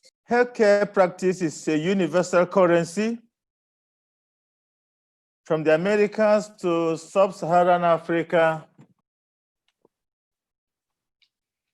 Healthcare is a constant demand, the supply of which no country has not been, the demand of which no country of the world has been ever able to successfully meet. It is a constant need by both the sick and the healthy. By its relevance and by its significance in the affairs of men, nothing seems to be more valuable and more persuasive than the concept of wellness and how to achieve and sustain it across all socio-economic strata. There is no doubt that the advancement of the healthcare system of a nation is a measure of the price attached to the life of the citizenry by its government. It is also the barometer for evaluating the social, political, and economic development of the nation. Nothing else can be right when the healthcare delivery apparatus is weak and the quality of healthcare poor. Everybody needs healthcare. The sick needs it to become well, and the healthy needs it to maintain his health. This is why healthcare is everybody's business, and every sector of the political economy affects healthcare directly or indirectly. From the dimensions of being promotional, preventive, curative, and or rehabilitative, every road we travel tends to connect to healthcare. Developing an effective, functional, and productive healthcare will require that such support infrastructure as the educational system, agriculture, roads and transportation systems, water supply, the media, the public health awareness, legislation and governance, housing program, security, immunization policy, maternal and infant care program, unemployment, cost of living, quality of life, and above all, the presence or absence of a health insurance scheme. It is only an efficient health insurance scheme that shields and houses everybody in society, rich or poor, young or old, employed or unemployed, that is able or disabled, that can guarantee healthcare that is affordable to all. Healthcare is everything to everybody and to every good government everywhere in the world. It matters the cost of healthcare. It matters what quality of healthcare is. It matters how available healthcare is. It matters what the state and national budget on health is. It matters the healthcare indices of the nation. And it also matters what the life expectancy of the country is. Healthcare is like a great meal composed of condiments derived from everything in society that affects the disposition of the citizens physically, emotionally, spiritually, or otherwise. Addressing every concern of man in his environment adds value to creating the desired healthcare needs in time and place. Most populous nation of over 200 million people is a veritable ground for driving an exemplary health insurance system. The federal health insurance grant in Nigeria is still largely fallow and in dire need of exploration. Our health insurance program has remained a beautiful piece of document of idealistic concepts. Majority of Nigerians still pay for their healthcare out of pocket. Healthcare budgeting is grossly inadequate and leaves the system continually in deficit. Healthcare financing has remained a major casualty in the scheme of our national life. Healthcare is not receiving the attention it deserves as a special and critically essential service requiring special financing, tax exemptions and rebates, import duty waivers, and affordable basic public social infrastructure that are deliberately designed to be sensitive to the demands of the people. Our tertiary health institutions have been unable to live up to their expectations in training, research, and highly specialized care due to chronic apathy, fiscal starvation, political polarizations, and conflict of interest, corruption and confusion. On account of these and more, our tertiary health institutions are progressively losing weight and shrinking out of shape. Most successful healthcare systems across the world is private sector driven. Investing in healthcare, modern healthcare is huge and capital intensive, and meeting this critical demand goes beyond individual capacities. a friendly financial system, and a well-conceived infrastructural network will be necessary to stimulate private investment in health that meet global benchmarks in a world unified by technology into a village where everyone knows what everybody is and everybody understands what everyone is doing. Globalization of healthcare provides that what is possible and available somewhere should be possible and available anywhere. Like the general economy, successful healthcare systems of the world are private sector driven, but strongly enabled by the system. Our private sector has been neglected and allowed to run at the pace of the capacity of individual practitioners. They are not able to meet the demands of modern practice that called for high-profile, cutting-edge technology, conceptual structure and infrastructure, training, skill, and competence. In all, the unfortunate consequence is an uncompetitive setting, a begrudged and dissatisfied workforce, and a career that holds minimal promise. Accordingly, healthcare workers emigrate in droves for greener pastures out of Nigeria. Nigerians migrate in their thousands to various parts of the world in search of healthcare. Everywhere these Nigerian doctors and healthcare workers are found, they rank among the best in their disciplines. On account of the incapacity, over $1 billion is spent on medical expenses of Nigerians abroad. Since the Spanish influenza pandemic of 1918 to 1920, nothing seems to have tested the strength, the capacity, and resilience of healthcare systems of the world, like the challenges posed by COVID-19 pandemic that has been ravaging the world since the beginning of the year.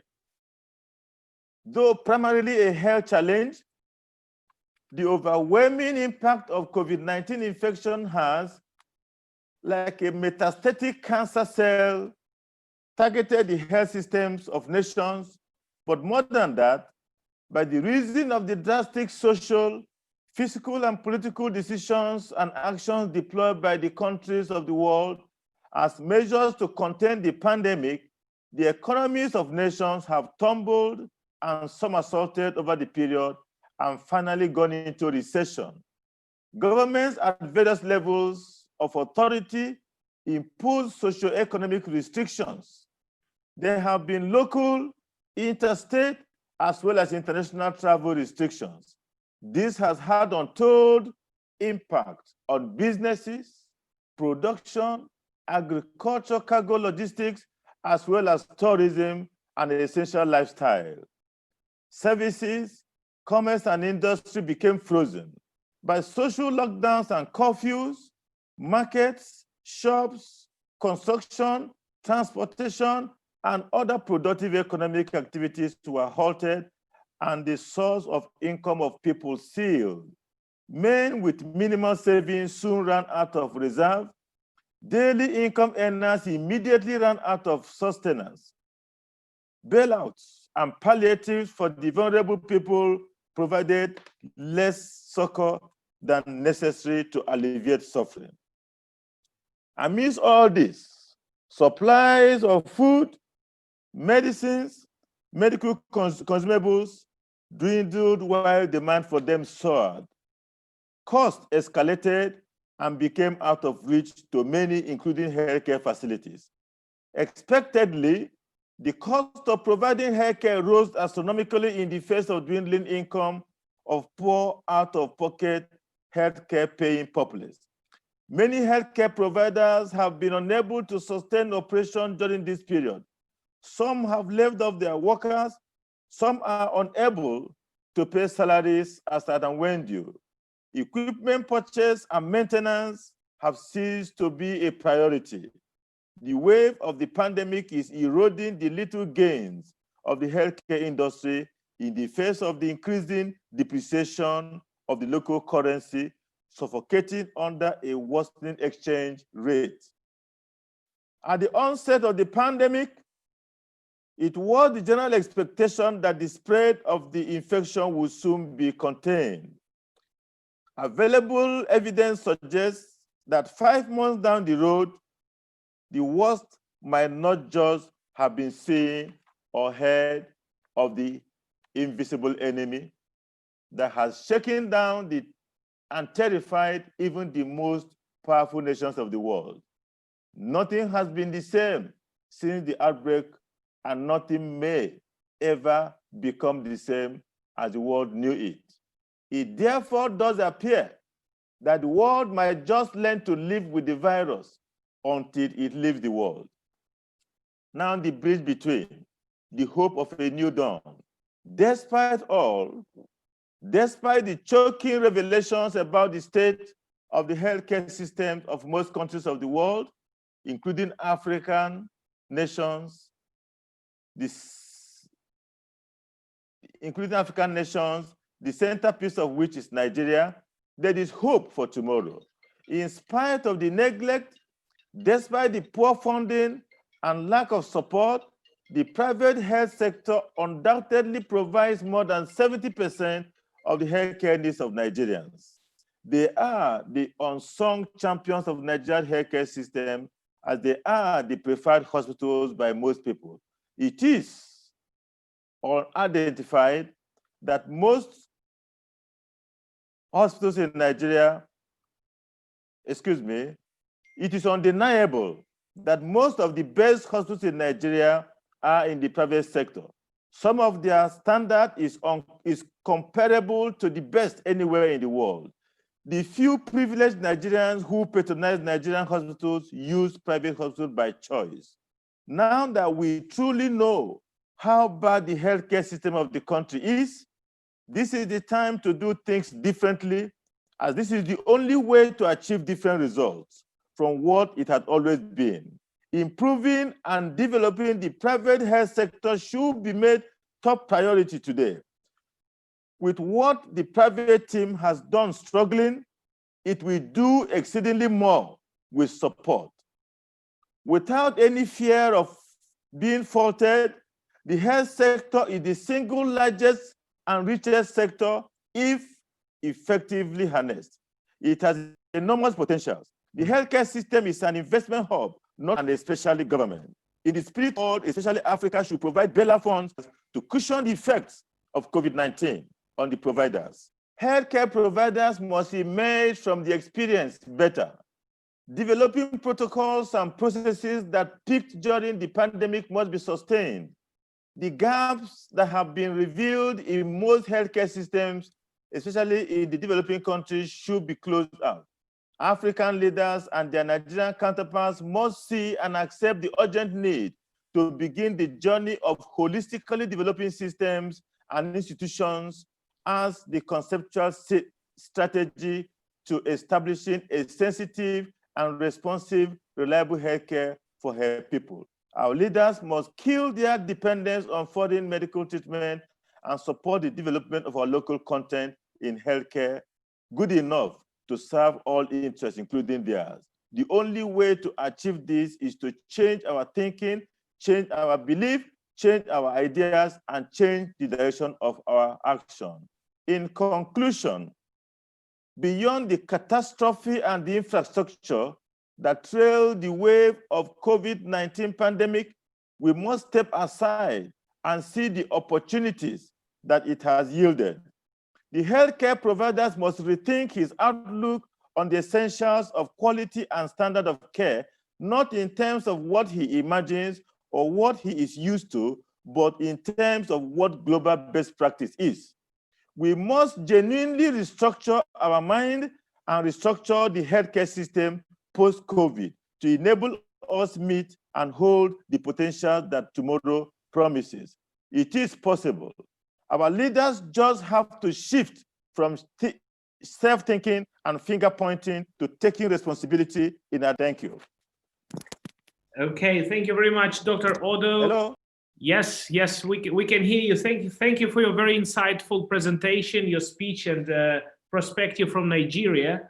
With COVID, being such a dramatic pandemic all over the world, it showed, I think, to everyone that underinvestment into healthcare is unpermittable, and it is time to really look very, very carefully into this area and reinvest and to strengthen the medical sector to fight things like COVID and other potential pandemics in the future. So thank you for highlighting this point to us.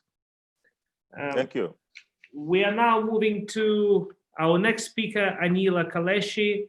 She is a dietitian from Albania, and she would like to present a video presentation.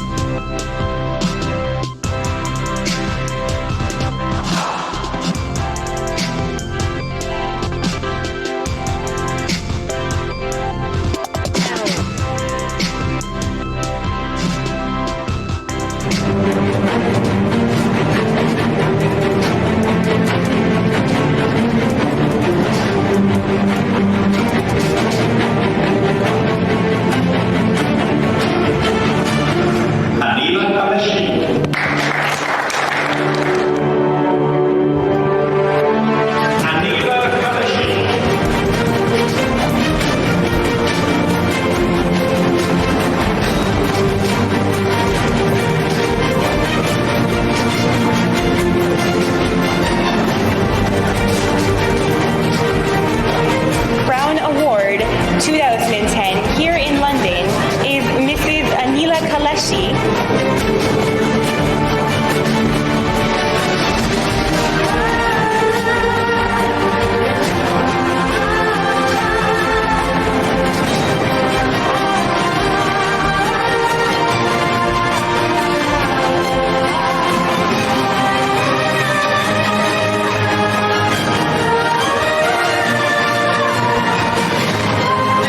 From Albania, Anila Kaleshi's Center.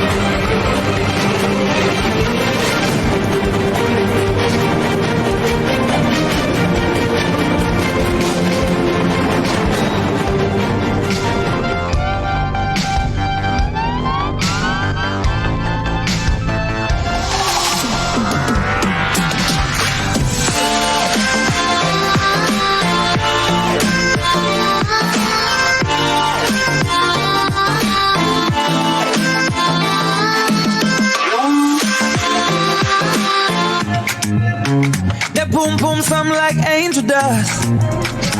Girl, let me hold ya. Put me ting all around ya. Make me feel like I own ya. Kill it boom like a warrior. Hit the bomb like. Girl, I got a question for ya. Can I get an answer? Yeah, yeah, yeah, yeah, yeah, yeah. Girl, I got a question for ya. Can I get an answer? Yeah, yeah.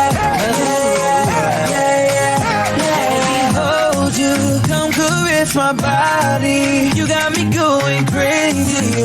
Turn me up, turn me up. Let me love you. Put your arms around me. You got me going crazy. Turn me up, turn me up.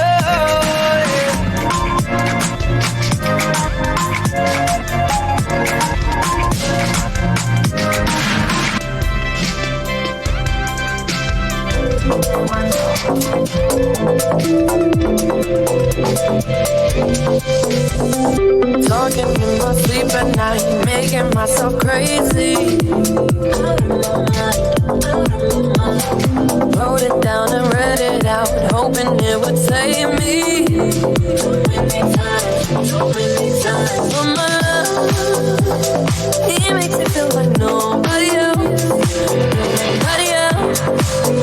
For my love, he doesn't love me, so I tell myself, one, don't pick up the phone. You know he's only calling cause he's drunk and alone. Two, don't let him in. You have to kick him out again. Three, don't be his friend. You know you're gonna wake up in his bed in the morning, and if you're under him, you ain't getting over him. I got no rules, I count.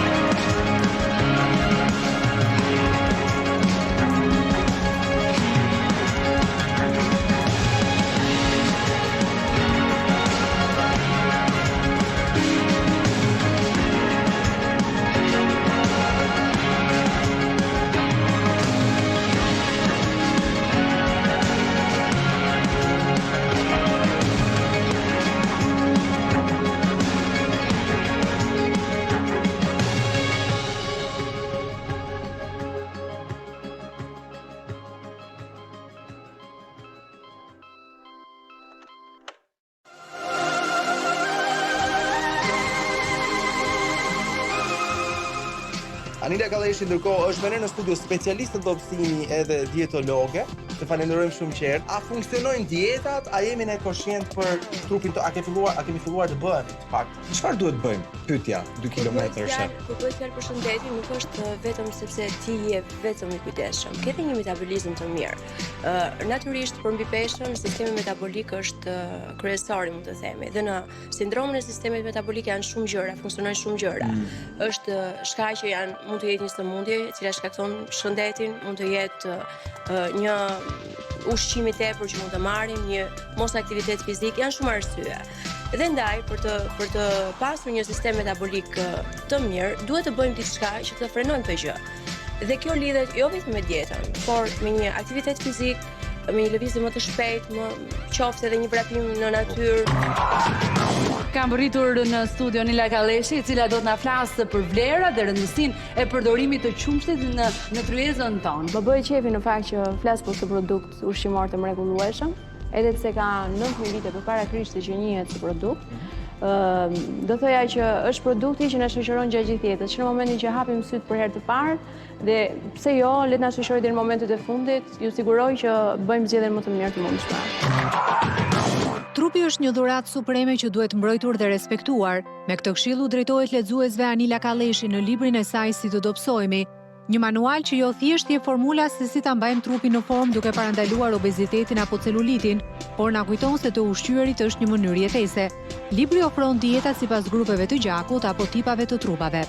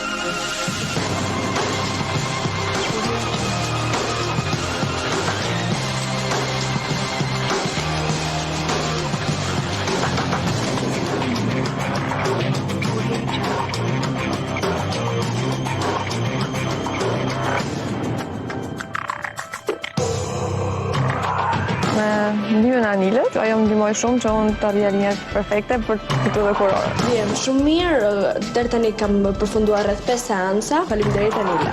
Anila Kalleshi që e përshëndes, ka bërë shumë për mua. Mesazhin që kam thënë Anilës, e thash nuk e ke gjithë një falendim të papam. Kjo është shkolla Anila Kalleshi, domethënë gjithçka.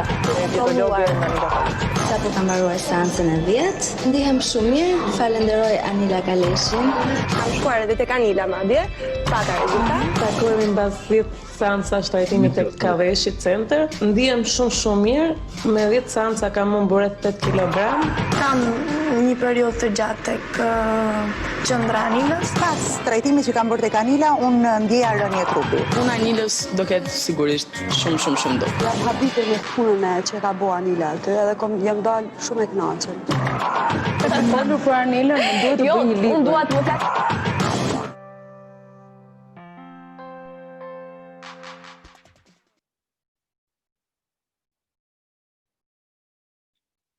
a very inspirational woman, worldwide recognized and proven once again that the healthcare sector is multidimensional, and of course the beauty sector, the dietary sector, part of it is very, very important. And Anna has showed a great success and perseverance in this respect. Congratulations, Anila. Thank you very much for your presentation. We are now moving to yet another country, and I would like to now announce video presentation of Dr. Dudikova Clinic, dermatologist, surgeon, master of medicine from Ukraine.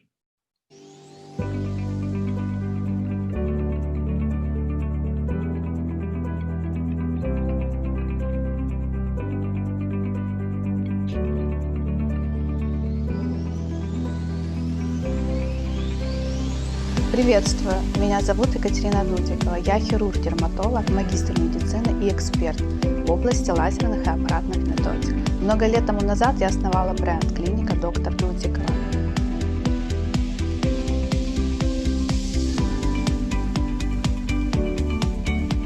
Мы предлагаем наиболее прогрессивные современные методики, которые существуют на сегодняшний день в эстетической медицине.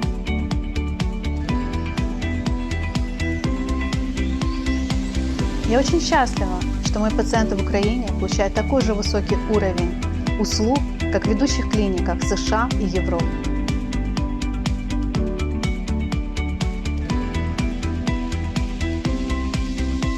Самое главное для нашей команды – это оправдать доверие наших пациентов.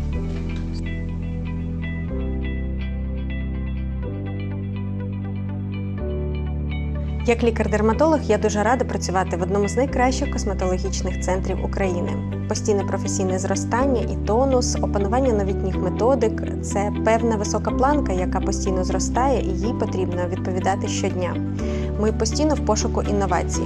Першими на ринку впроваджуємо прогресивне обладнання, новітні методики і препарати. Розроблюємо авторські протоколи з пролонгованим вау-ефектом.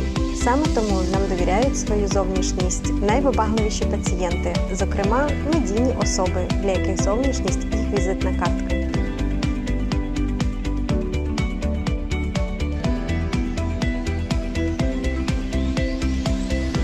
My professional career started at the Dr. Dudikova Clinic, and as for me, this is the best start for a young, ambitious specialist.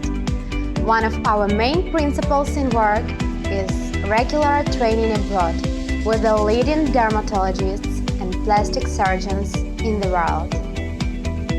USA, Italy, Israel, Germany, Switzerland, we visit best world clinics, device factories, cosmetic manufacturers, and exchange experience with outstanding colleagues.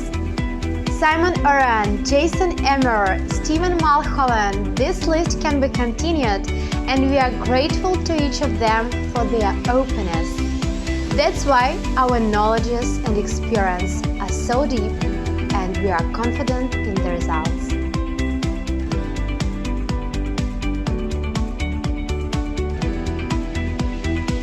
Я мечтала о собственном бренде косметики 14 лет. Я счастлива, моя мечта осуществилась, и хочется все больше и больше трудиться над новыми продуктами.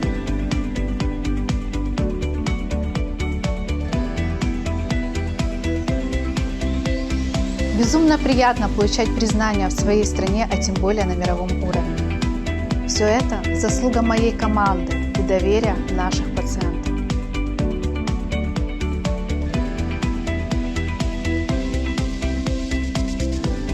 Я каждый день благодарю Вселенную, что бренд «Доктор Дудикова» полезен людям. Наша цель – развивать эстетическую медицину в Украине и выводить ее на высочайший уровень.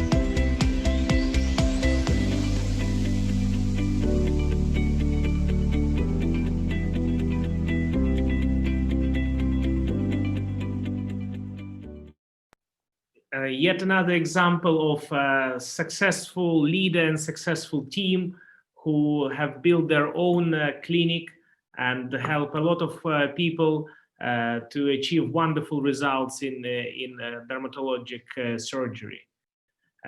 We are now moving to Ghana, and we have a presentation from Professor Samuel Atto Duncan, Executive President of the Center of Awareness Global Peace Mission.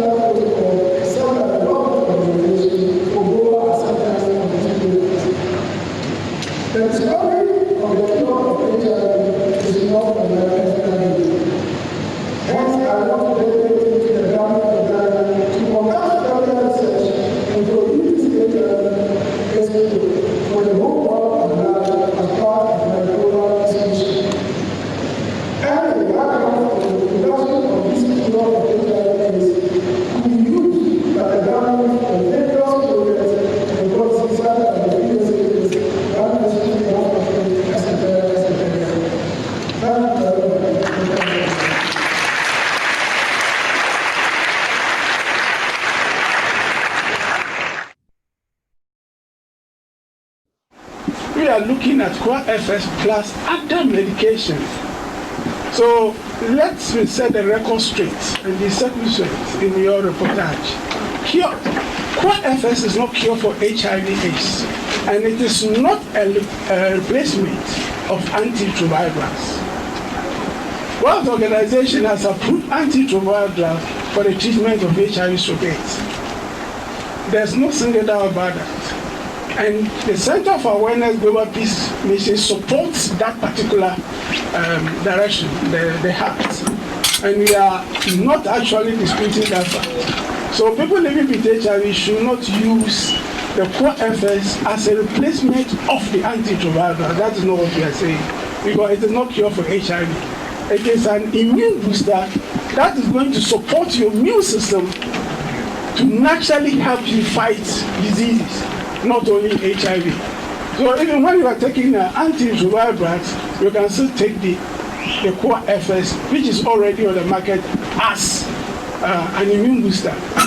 Now the research is going to look at, according to the research we did in South Africa by KwaZulu-Natal University, they were able to identify 161 organic compounds. Now these phytochemicals have different benefits to the human body. So we're going to look at those ones responsible for the HIV, those ones responsible for supporting the immune system, those ones responsible for helping kidney failures, those ones. So the research is going to help us to identify phytochemicals, and isolate them, so that if you know that these are the ones for a kidney failure, then it means we have to increase them so that it can be targeted only for kidney failures. If there are some activities, some phytochemicals responsible for HIV, then we are going to look at them, then increase that number so that it can do better than taking it as even a supplement. Why we have to target leadership?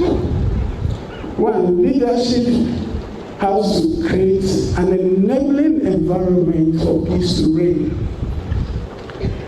We are targeting the youth because they are going to fill the future gaps. So they own the world now. We have already destroyed, and now the future leaders must be empowered. And this is a time to give them a different sense of direction in order to produce a right attitude and perception about life. This is why this public lecture was organized. To me, peace is not absence of war, neither just absence of conflicts. But when one is satisfied with these or her circumstances, then you have peace. You can have all the monies in the world, you still will not have peace when you are not satisfied with your circumstances. Somebody you think is poor will be very happy because the person is satisfied with his or her circumstances. So peace is not just absence of war. So when we want to talk about peace, we have to broaden the net. There should be a wide look. Now,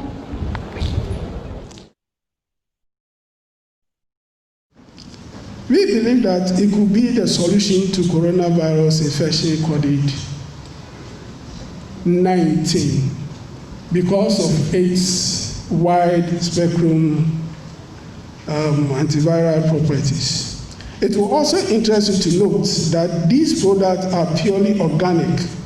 They have no chemical basis and therefore have very minimal side effects. This is coming directly from plants, no chemical base. So preferably, if there are any antiretroviral drugs, any antiviral drugs, I think this should be the most preferred because of its organic nature. So the media, they are just telling you, we are a research institution, we are doing research, we are doing science. And in science, you don't just jump to conclusions. You should have a very logical conclusions. So this is just helping us to sit down and to say we have something that we can rely on.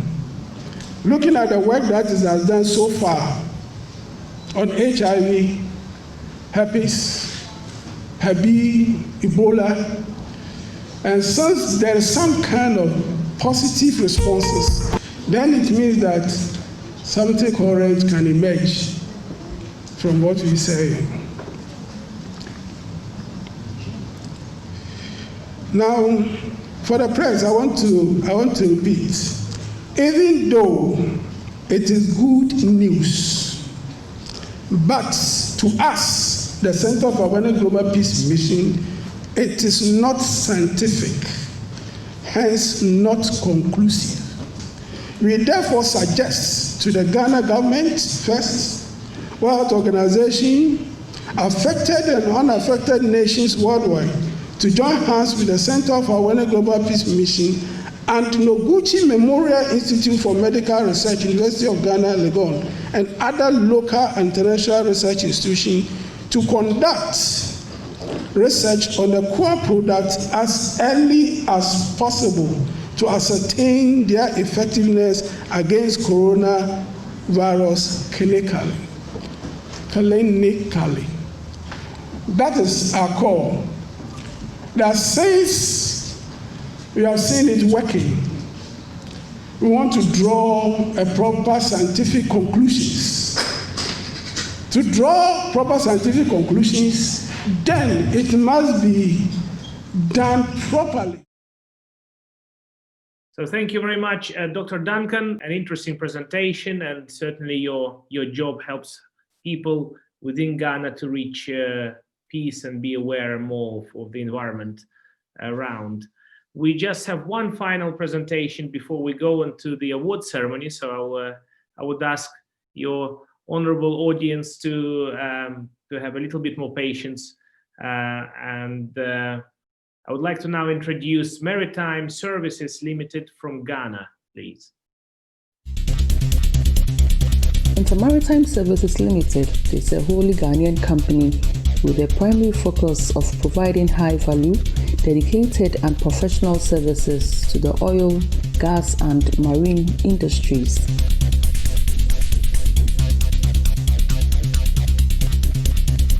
Maritime Services Limited was initiated and conceptualized by Mr. David Amable, a businessman and an approved licensed lubricant distributor. My name is David Amable. I've been a businessman for so many years. And I happen to have a contact with Shell, and Shell was able to give me the distributorship of their products to vessels coming to Ghana. I handle Shell lubricants for all vessels in Ghana. And we also added AGO, which is automotive gas oil. And with AGO, for that one, we just take the product and supply to a vessel which needs it. So I've been doing this business up to today. The company identified a niche market within the oil, gas and maritime sector for the provision of bunkering services and lubricant distribution to the upstream and downstream respectively. What I mean by bunkering vessels is to get fuel for the vessels is what we mean by bunkering. Maritime Services is the sole distributor of Shell lubricant products for vessels that come to Tema Harbour and Takoradi Harbour. And we have been supplying these vessels with these products.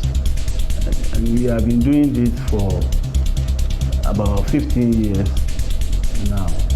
As experts and leaders in the provision of bunkering services, Maritime Services Limited's marine products provide fuel, lubricants and related technical services to the shipping industry through a network in Africa. It supplies about 200 customers involved in a broad range of shipping operations, including ocean-going tankers, container ships, dry bulk commodity carriers, cruise liners, ferries, fishing, as well as offshore exploration and production services, dredgers and salvage vessels.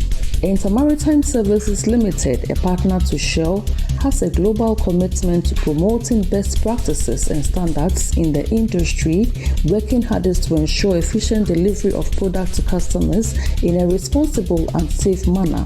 Our in-depth knowledge of the bunker industry, as well as the business of shipping, enables us to provide our customers with the assurance they need.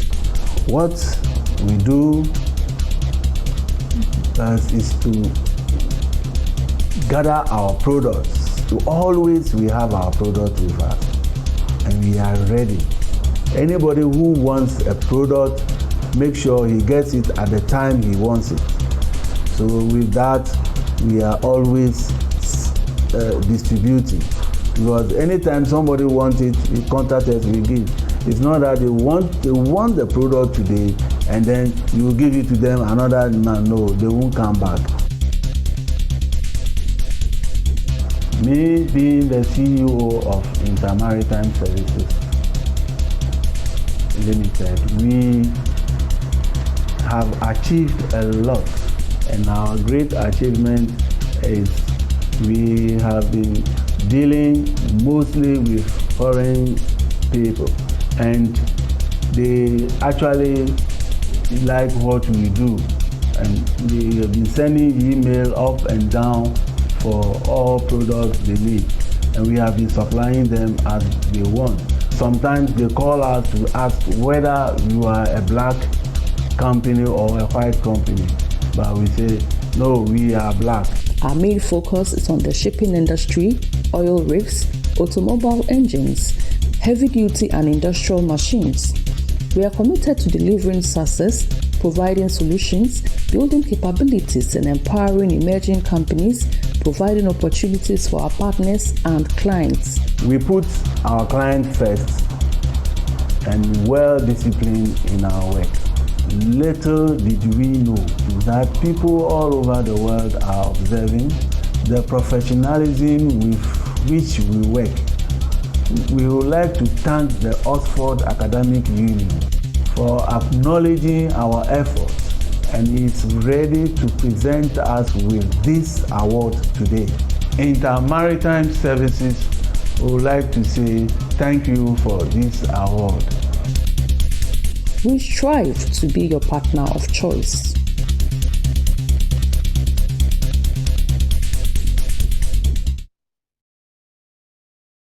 Right. So this brings us to the very end of our conference today. Concludes all proceedings and presentations. And now we have a very special moment, our first ever Socrates Award ceremony online. Can we now please move to the award ceremony proceedings?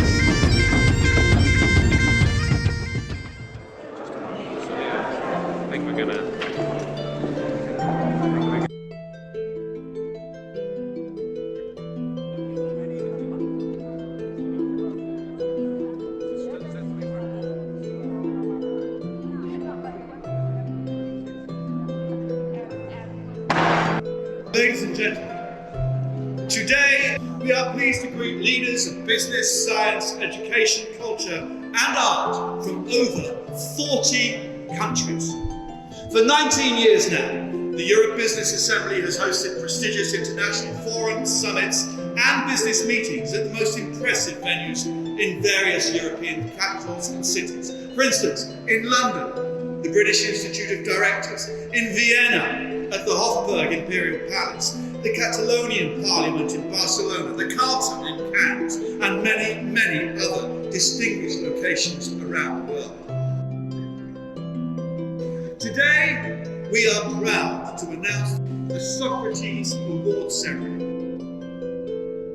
The Socrates Committee has chosen the most prominent personalities as well as the best companies from different countries and will reward them with prestigious awards for their merits today. EBA prizes are created by London jeweller Alfred Vignecchi. They have state registration here in the United Kingdom, and they are the intellectual property of European Business Assembly. The EBA register consists of 25 awards which are presented for outstanding activities of the best representatives of national business elites, communities of science and creative unions. The winners are well-known politicians, businessmen and culture figures, prominent diplomats and scientists, including mayors of Oxford, members of European Parliament, ministers and country presidents.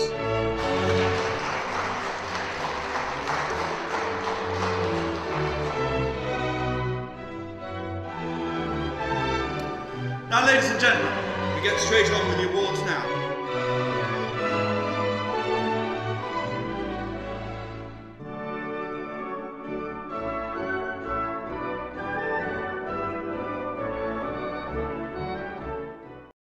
Ladies and gentlemen, we start our ceremony.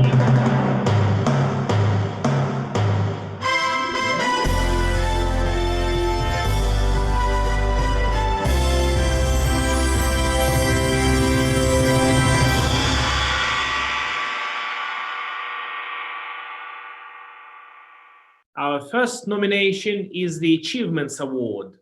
The awards support, promote and develop the best regional companies, institutions and personalities in various fields by identifying and rewarding excellence and inspiring participation to continuously raise the standards of their products and services.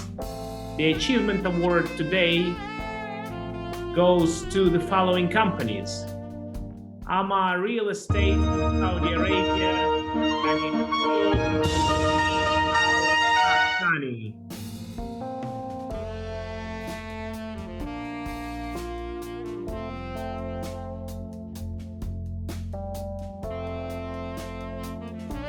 Next winner is Dhabi Contracting LLC from the United Arab Emirates and its Chief Operating Officer, Bisho Sami Edward Adam.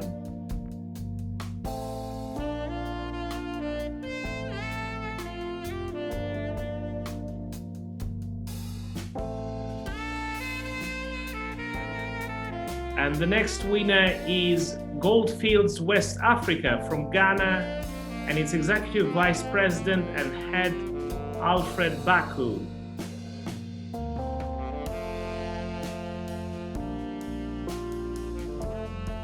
Congratulations to all of you.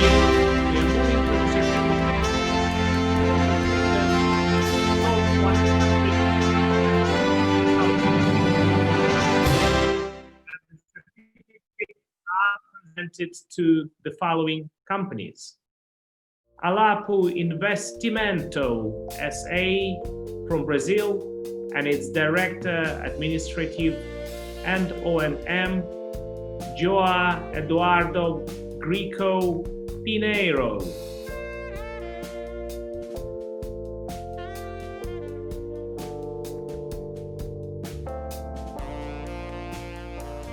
The next winner is Dr. Dubikova Clinic from Ukraine and its owner, Yekaterina Dudikova, dermatologist, surgeon, and Master of Medicine.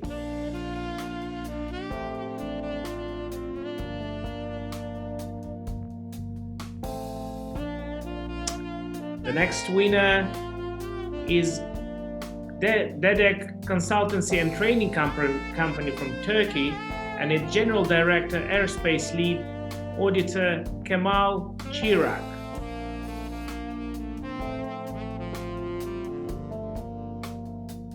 The next winner in this nomination is Meridian Hospitals Limited from Nigeria, Medical Director and CEO, Dr. Agu Ikechaku Odo.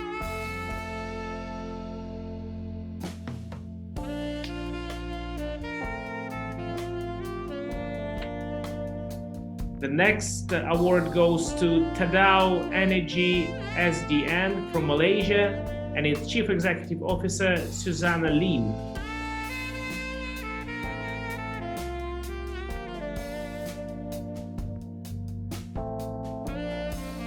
Congratulations to all. We are now continuing with the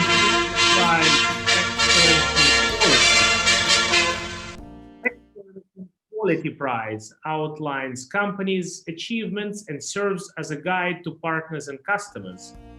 It is given to prominent regional companies that can demonstrate excellence in quality management and their approach to the satisfaction of customers, employees, and other stakeholders. And the prize goes to Sharia Electricity and Water Authority from United Arab Emirates and its chairman, His Excellency Dr. Rashid Aleem.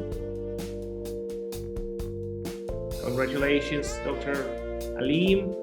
Our next nomination is the International Prize European Quality. European Quality Award recognizes the high quality of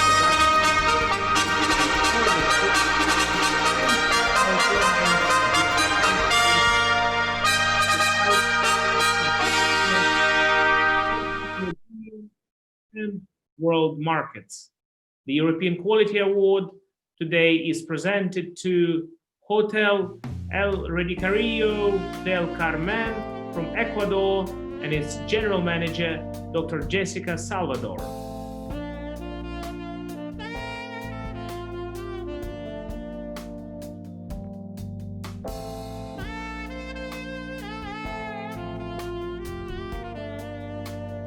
While this award goes to Ecuador, our next award goes to La Gizita Invest, premium water from Albania, and its CEO, Edison Elizaj.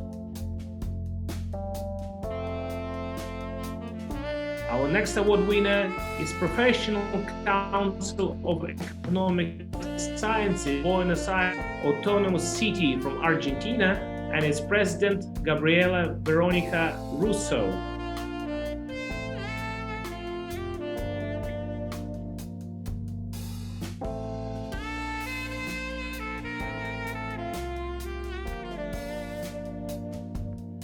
The next certificate, the European Quality Certificate,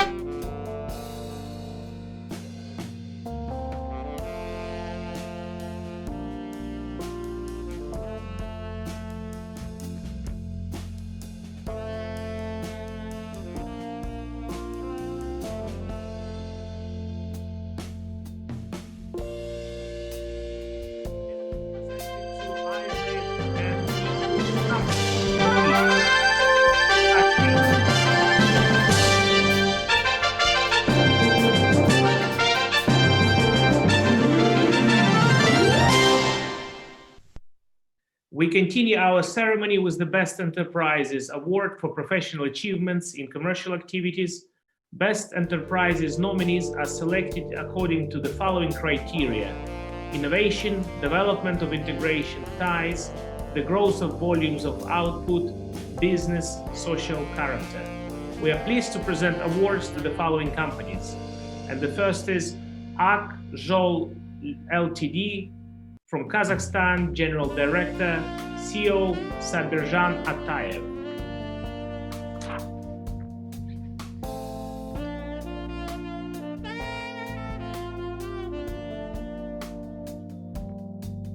Congratulations to you. The next award goes to Mehmet Korkmaz Group from Turkey and its co-founder, Mehmet Korkmaz.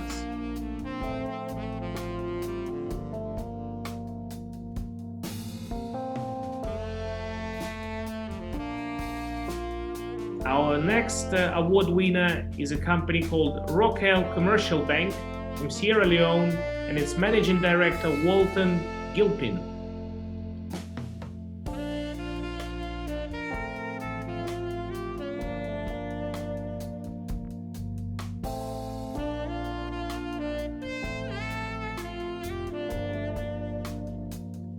And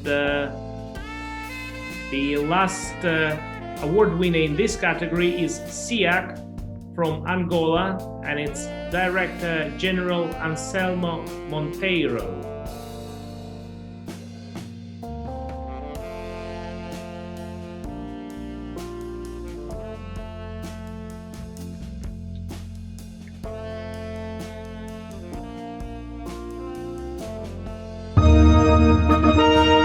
Next award is Best University, and it is presented today to the University of Xiang from Cameroon and its rector, Professor Roger Safak Nanfosso.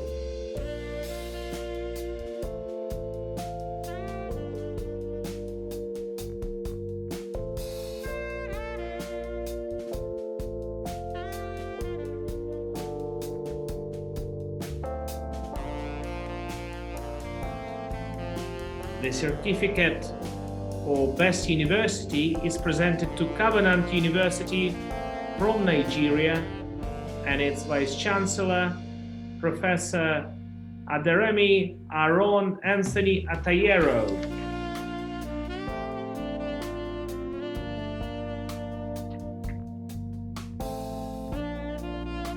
The certificate Best Educational Institution goes to University of Nigeria, Nsukku, Nigeria, Vice Chancellor Professor Charles Ari Zechakwu Igwe.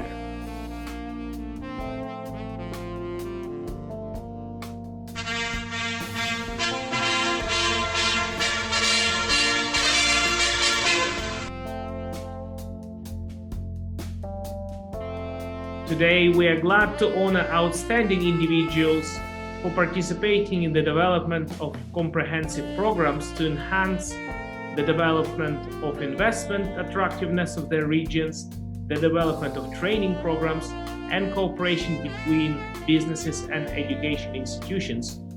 And for this category, we bestow Honorary Professor of the Academic Union Oxford, the United Kingdom, upon David Amable, the CEO and Managing Director of the Inter-Maritime Services from Ghana.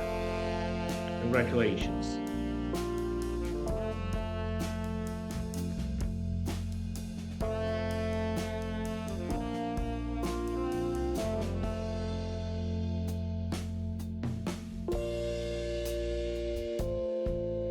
And the next winner is Gerald Kazosi Waswa, the Director and Chairman of the Board of Directors of Pio Padre Group Limited from Uganda.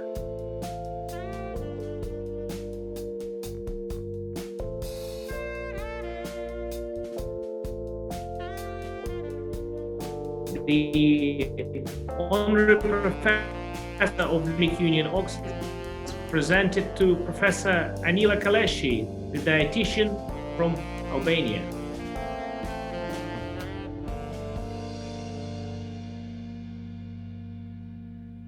The Honorary Professor of the Academic Union, Oxford, is now presented to Professor Samuel Atto Duncan, the Executive President of the Center of Awareness for Global Peace Mission from Ghana. Ladies and gentlemen, this concludes our ceremony today. I'm very happy to congratulate all of you, even virtually, for the time being. You are truly deserving to be recognized and set as an example for others to follow. I cordially invite you for an award ceremony in Oxford in December, on 15th of December. I'm very certain that together we'll build our way back to normality. We will not just bounce back, we'll bounce forward, stronger, better, and more united than ever before. Once again, ladies and gentlemen, congratulations to all of you, and I look very much forward to seeing you in Oxford on the 15th of December this year for the grand award ceremony at the Town Hall, where we traditionally have hosted it for the past 20 years. And we will meet there this year to recognize your success, your achievements, and the wonderful job you're doing. Congratulations to all of you. Thank you very much. This concludes our ceremony today.